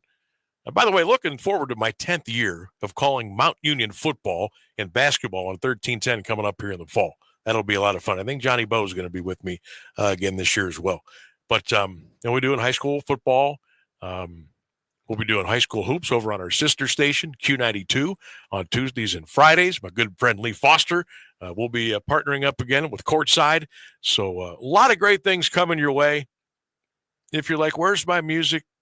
Music's not going away. Give us a shot. Hang out with us. I think you'll enjoy the program. 330-821-1310. Don't forget, Tom Siegfried's going to be joining us around 5:30 here on the program. Let's go to the phones. Our first caller here in the 5 o'clock hour. You're on with Sam Bourquin, 1310 WDPN. Who's this? Sambo. Hey. Uncle Leroy. Hey, how you doing?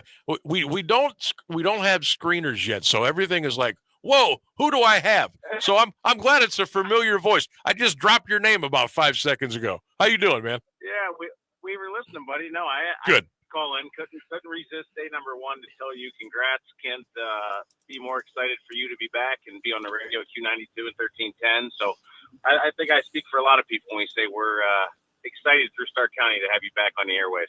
Well, it's good to be back, partner. I appreciate it. A little nerve-wracking today, getting used to the new digs and the equipment and stuff. I got a great team in here helping me through, and it's been I'll tell you what, it's been a quick 2 hours and 17 minutes. I mean, it has flown by, brother. It has flown by today. No, it sounded good, and I'm obviously looking forward to getting to meet all those fine people over there here this winter. And we got big basketball news today, buddy. Louisville jobs open, Wackerly to the Hall of Fame. Yeah. We've got all kinds of stuff moving. Coach Wack's going to be on the show. I think we're going to try to get Paul on maybe Wednesday. We're looking forward to that. But, yeah, Louisville's got an opening now, and I guess we'll save our speculation for who that could be for a couple of more days. But that's a hot job, man, is it not? I think so. I mean, I think the newspaper read today they were 34-4 between the JV and freshmen. So there's a lot of promise there, and obviously the statue has been built at this point. Louisville basketball is for real in Division III.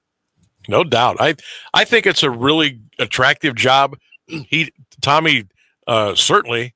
Look, do they lose a lot with graduation? Sure, but the cupboard by no means is bare. I mean, you just talked about it. The JV teams, they're going to be okay, and they get the right, whether they hire somebody within or they go out and get somebody, whatever they do. I think that's a primo job right now. I think so too. No, congratulations to Coach Sig. Obviously, he's coming on later. I saw, so make sure you tell him I said hello and congrats. I texted him with him this morning a little bit, but no, looking forward to it, buddy. Just had to call in and let you know we were listening and cheering for you, and we're obviously excited to have you back. Appreciate you, man. Thank you, Lee. Talk to you, buddy. There you go. Lee Foster, my basketball partner, High School Hoops. Again, that'll be on our sister station, Q92, during the winter on Tuesday and Friday nights, and we are certainly looking forward to that. 330-821-1310, 330-821-1310. You can also text us. We'll do that tomorrow. The text line opens up tomorrow. See, I'm pointing at you. The text line opens up tomorrow. So we're looking forward to that as well. Boy, the numbers are climbing over there on the live chats, the live views. So we certainly are appreciative of that and all the folks that have been with us here all afternoon. And hopefully you'll continue to be with us Monday through Friday, 3 until 6 here on the afternoon drive. We're going to get back into the Browns the Cavs a little bit later. Was looking for a Mount Union baseball final.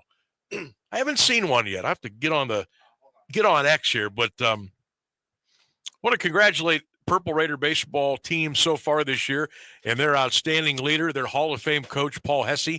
The Purple Raiders picked up their 25th win of the season yesterday. They knocked off Teal 12-2, and I think they're going to make a play here. I'm hoping they can hang on and win the OAC. And you know what happens there? You get the home field advantage in the OAC tournament. So that'll be cool. I know they split a doubleheader with Ohio Northern, or was it Heidelberg? I think it was Northern on Saturday. And then they beat Teal yesterday. I know they're in action today. I'm going to try to get a final here score for you in a little bit. But Purple Raiders, man, 25 wins. They're having a great year. They got a very good pitching staff. They got some local kids that are swinging the bat. They got some veterans on that team. Some newcomers came in. And Rayfield Rogers Field, man, that's the place to be to check out the Purple Raiders. Now, you're going to have to wait a little while because I think that was their last home game yesterday for the regular season. They've got some OAC games and some non-conference games coming up. Those are all going to be on the road, but the Raiders will be back home. And if you get a chance, come on out and watch those guys play baseball. They do a fantastic job. Back to the phones we go. 330-821-1310. You're on with Sam Bourquin on 1310 WDPN. Who we got? Hi, Sam. This is Frank. Lois and I just wanted to say thank you and congratulations on your new gig. Thank you, Frank. I appreciate it. How's everything? Everything's going good. As for the Browns, I think it's one of the most dysfunctional organizations in the NFL. I agree. I have no idea what their plans are at quarterback. I think it's utter chaos, but I guess we'll just have to wait and see. But, Sam, congratulations on the show. I'm really looking forward to it. Thank you, Frank. Appreciate you. Thank you very much. Yeah. Yeah, dysfunctional? Yep. Cleveland Browns. I mean, do we ever mention the Cleveland Browns without the word dysfunctional? Do we ever mention the Cleveland Browns without the word bewildering on what they do and how they make some of their decisions? The Shedeur Sanders thing all by itself was crazy. Oh, Sam, it's a 5th-round pick. Don't make more of it than it is. Well, do they really need to go and make that move? But then I said, well, you drafted the kid out of Oregon.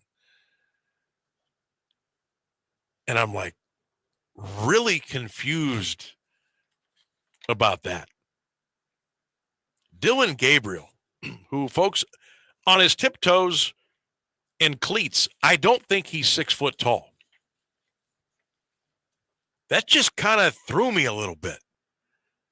I mean, if you look at their draft top to bottom, Mason Graham, Michigan, Carson Swesinger from UCLA, Quinn Shahn from Ohio State, Harold Fannin Jr. from Canton McKinley and Bowling Green, and then Dylan Gabriel from Oregon, the running back Dylan Sampson from Tennessee, and Shedeur out of Colorado. So look at the schools here.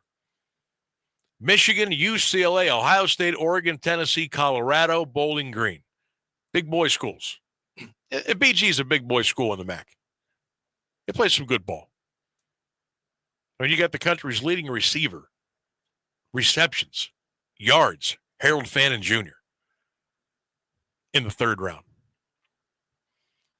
But you just never know. You never know what's going on behind the proverbial curtain up in Berea.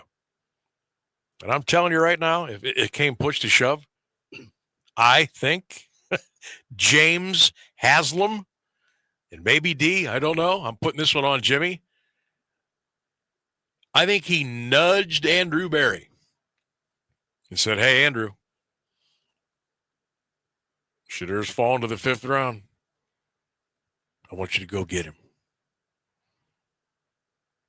Did you happen to see the video during the NFL draft, one of the cameras that ESPN cut to when they announced the drafting of Shedeur? Did you see the video where they showed Kevin Stefanski was on the left of the screen and Andrew Berry was on the right? Did you see the looks on their face? And they were doing that half-hearted golf clap while everybody behind them in the organization was giving, hey, hey, hey. They were all excited. Andrew and Kevin, they didn't look thrilled. Now, look, I know that could have been a 4 or 5 second delay with audio, video. That's what Stefanski said. He says, don't read into that. Don't read anything into that. But I'm telling you, man, first impressions when I saw that video, it looked to me like Andrew Berry and Kevin Stefanski wanted nothing to do with Shedeur Sanders, which leads me to believe Jimmy Haslam is the person that made that decision. Agree, disagree? 330-821-1310. Back to the phones we go on the Sam Bourquin Show. Good afternoon. You're live on 1310. Who we got? What's up, Sammy? Hi. This is Ryan. Just wanted to call. Hey, Ryan. Good to hear you, bud. Yeah. Also want to send the congratulations to Coach Siegfried, Coach Wackerly, and man, of course, I'm over the moon for Harold Fannin.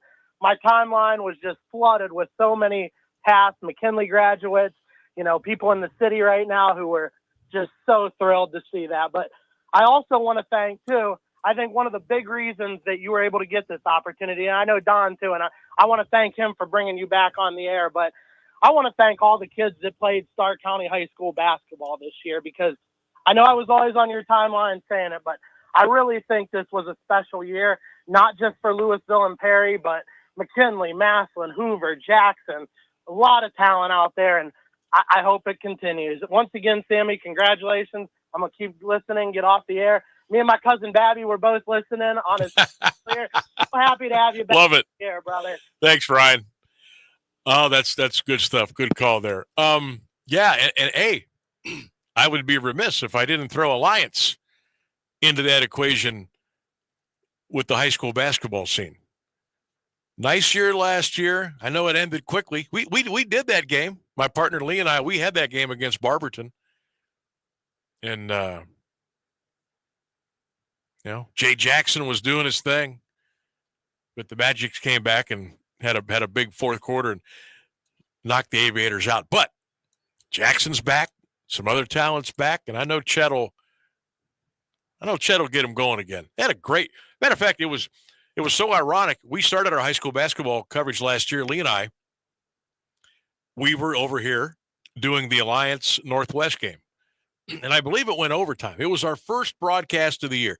And you know how games are in, early December, early January. Like, oh, okay, well, let's see what happens. Ended up being a hell of a game. Went down to the wire. Jackson put on a show. The Aviators ended up winning, and they ended up beating by the end of the year, the Northwest Indians. They didn't get knocked out of the tournament until they ran into Louisville up in North Royalton. Okay? So Coach Lauer and the Indians had a great year. But we came away from Alliance. We came away from the venerable Harry Fales Gymnasium on that first broadcast of the year. I thought, hey, these guys got something. These guys got something here in A-Town. And lo and behold, we come full circle, and we were back here for the tournament. And just a tough night against a gritty Barberton team. But shout out to my guy, Chet Harper, over in Alliance. He'll have them going again. I think the football team's going to be better this year. We'll have a lot of their games here on 1310 WDPN. I think we're scheduled for 4 or 5 of them, at least. Looking forward to that. Hey, I'm going to be hanging out at Mount Union Stadium all year. I'm just going to see if I can maybe take over one of the rooms over there. Nate, if you're listening, the SID at Mount Union, Mr. P, I call him, Mike Parnell, athletic director. I'm working on some plans. I might just want to move in to Mount Union Stadium. And I can have like one of the press boxes. And I can do my show over there. I can leave all the equipment there. Don Peterson shaking his finger at me right now. I can see it. Wake up in the morning. Maybe go down to Doug's Classic 57 Diner. Walk back to the stadium. Get ready to do the football game. Go back to my other press box. Hang out. Turn on the big TV. Watch some college football. Go sleep. Wake up. Watch the Browns. I don't know if my family would actually look for me or not. They might.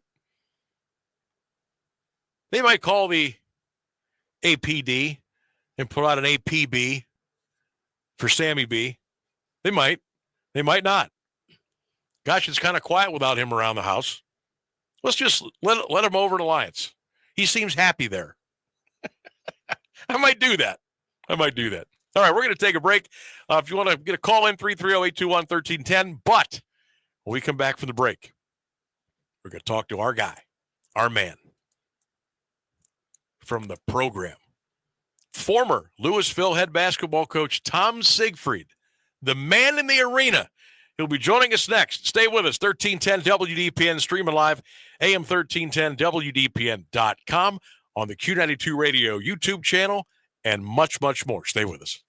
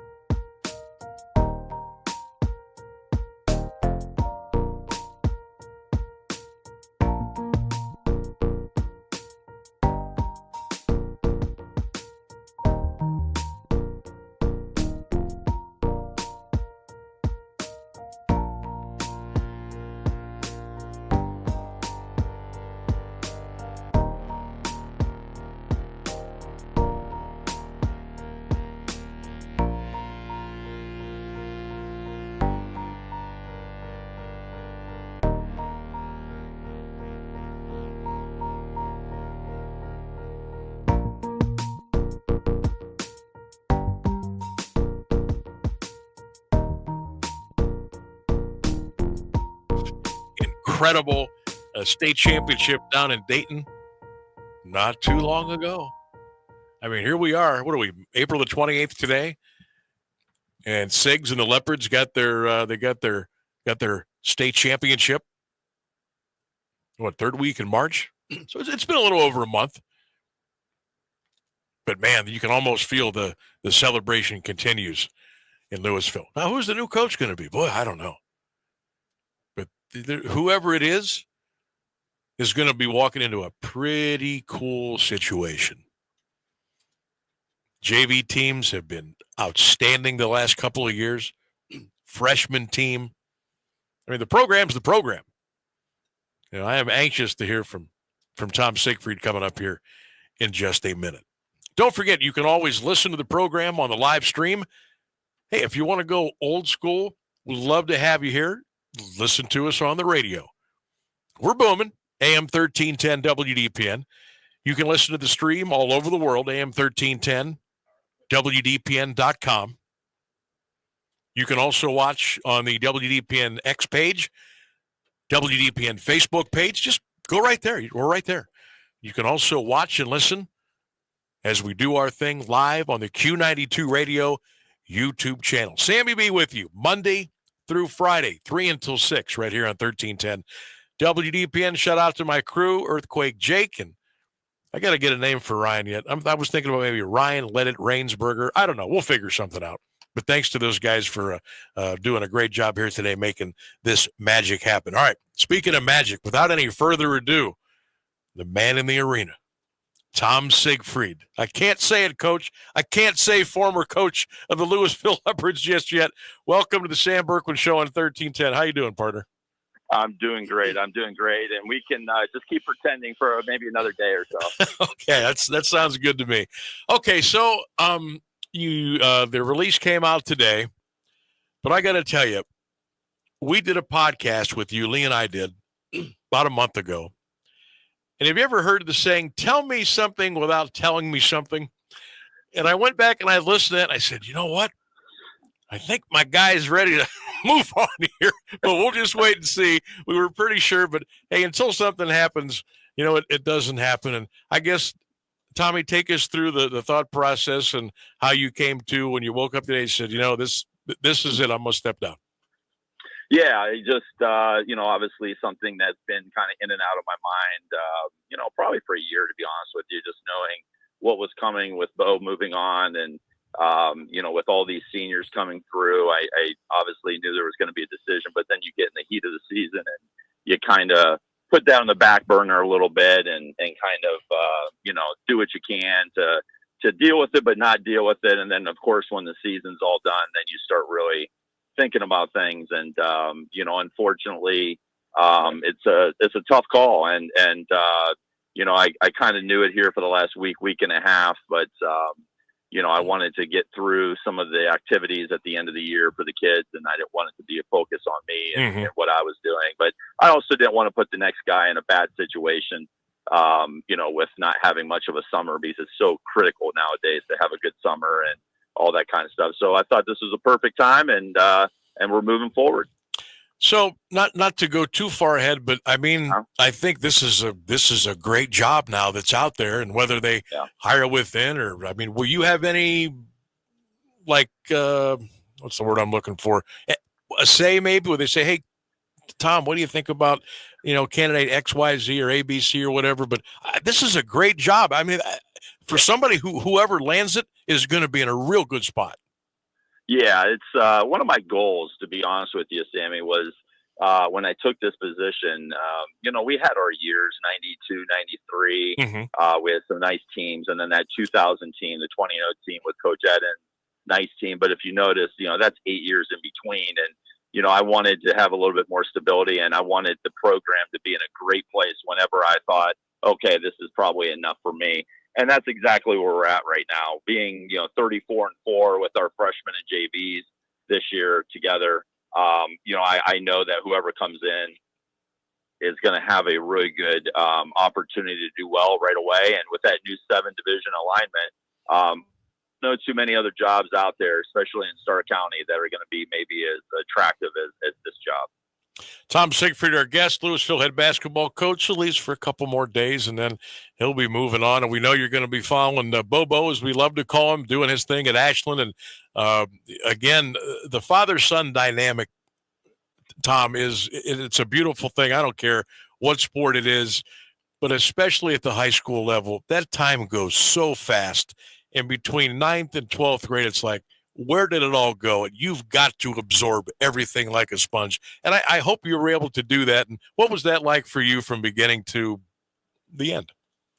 Yeah, it's surreal. It really is. A lot of people talked about it when I was leading up to it. And, you know, when you're in the middle of it, especially the earlier parts of it, you don't really truly appreciate. You're just grinding and you're trying to, you know, let your son, for me, I had already had some success, and you want your son to kind of stand on his own 2 feet. And once he started doing that and I kind of turned the reins over to him, I'll be honest with you, I was a spectator at times, and I just loved watching it. I loved watching him do his thing. You know, some of the games that, you know, stand out to me in the overtime against St. Ignatius, or the 3 over at the field house against Garfield Heights, or a couple takes there in the state finals. And I can't be more proud of just the competitor that he is. And, you know, I definitely care about skill, and I definitely care about all those intangible things, but it's to me, it's more about how you carry yourself and the ability to compete and not to back down from any situation. And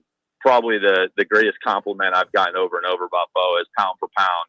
I think he's one of the best basketball players in the state of Ohio, and I would agree with that. Tom Siegfried is our guest here on the Sam Bourquin Show, our debut on 1310 WDPN, streaming live all over the world. Don't forget, on the Q92 Radio YouTube channel as well. Check it out, like it, share it, comment on it, do all those cool things. Speaking of cool, what you were able to do with the basketball program, and you were at it for quite a while. There was some ups and downs, but you had a vision. You got to see it through. How neat is that? How often and like it to a football coach who calls the play on the sideline, he runs it into the huddle, and they do it to perfection. And you stand back and go, yeah, that's what I'm talking about. Was it like this for you to watch this thing grow and grow and grow, and then obviously the great reward in March? Yeah, you know, I had a 3-year plan when I came in. I wanted to get that first NBC championship, and 2010, we got that first NBC, had things going pretty well. And then we had a down class, but I knew that we had classes coming, and my youth had started kicking in. And then from 2012 till the present, so 13 straight years, we've had winning seasons, and not only winning season, we've amped up our competition level. And I think the one thing that I want to be known for is exactly what you started with, and that's the man in the arena. We feared no one. We would play anyone, anytime, and our fans, I think, really appreciate that. I think our fans now realize what the expectations are, and I think that next person coming in is going to know that they have the support of a community and also the support of a program, not just a year-to-year type team. Well, and you got that gigantic scoreboard, Coach. So whoever comes in there's they got pressure on her for the moment they walk in the door. I've never seen a thing as big as that in a high school gym in my life, and it's you've gotten so many great things to happen. We talked about the scoreboard. We talked about, what different people are doing, whether it's a booster club or you guys go out and you get stuff, from the community. People are giving you resources to do different things. And you've got to have that big, giant family atmosphere, that feeling, or these kind of things don't happen, do they? Yep, absolutely. I was lucky enough to grow up in alliance with Coach Fales, Coach Grenels, Coach Brapson. And, I learned just from being part of something like that of what that looks like. And I had some great, great mentors that showed me what a good program looks like. And all I tried to do is replicate that when I got to Louisville. And then once people start backing it, you get a few wins, a few championships, and they can kind of see your vision with you. It's a beautiful thing. You talk about that scoreboard, and Dr. Michael Thomas the way with so many other people that put in, time and effort and finances to get that thing there. And, there's very few weeks that we don't go out to dinner on a Thursday, breakfast on a Saturday, and just the support of, traveling, 15 to 2,000 people going to Columbus, or 4,000 to go to the field house and pack the place. It's a place like no other. And I think that's one of the reasons, as you talked about earlier, this is going to be a very, very sexy job for somebody coming in and wanting to win right away. Tom Siegfried is our guest here on the Sam Bourquin Show. So obviously you're going to be in step with Bo. You're going to follow him through his career at Ashland, and hopefully a lot of folks can get over there and watch some games, whether it's in Ashland or on the road, and take that all in as well. What else is Tom Siegfried going to be kind of maybe getting into the next couple of weeks, months, or years?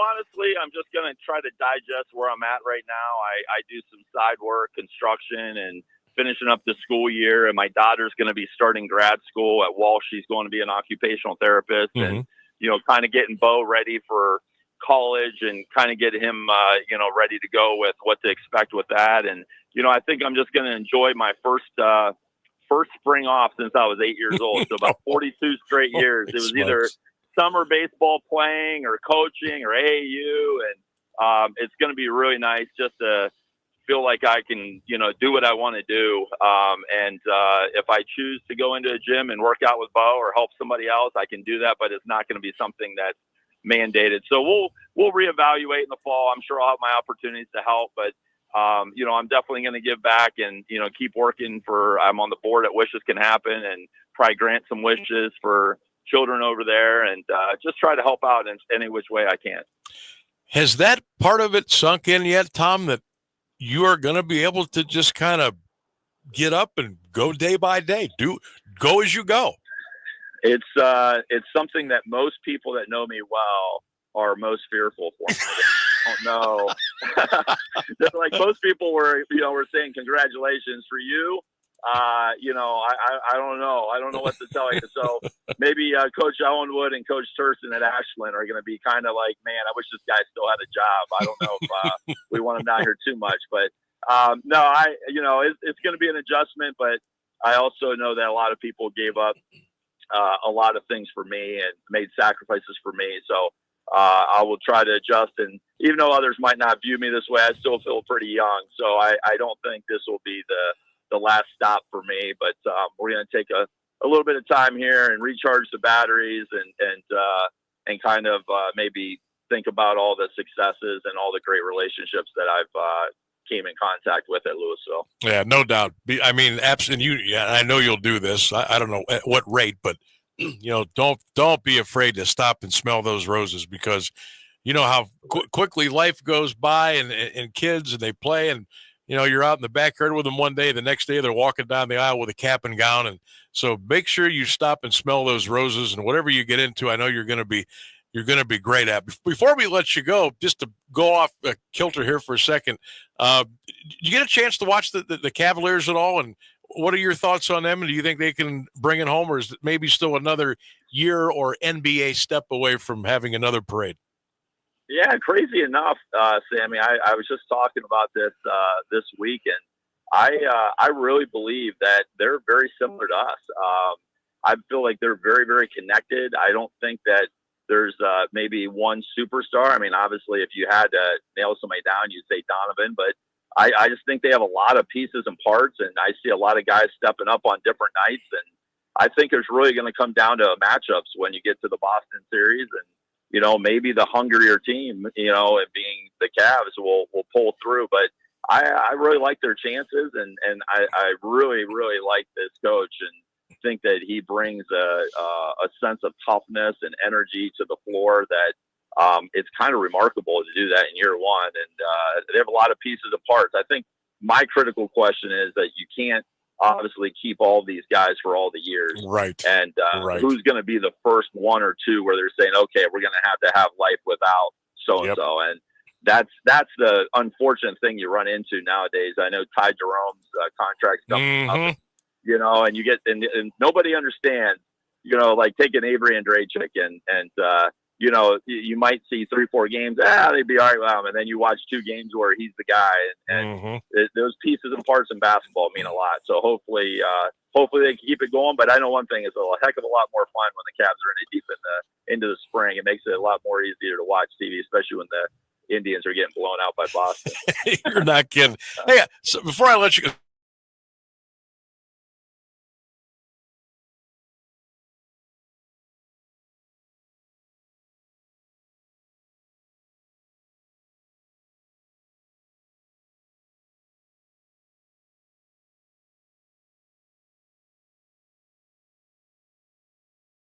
Something just popped into my head and out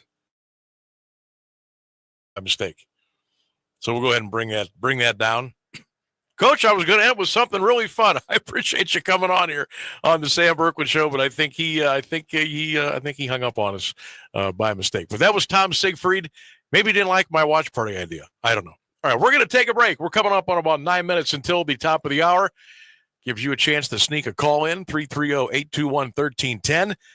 Back to kind of wrap things up on day one of the Sam Bourquin Show, 1310 WDPN.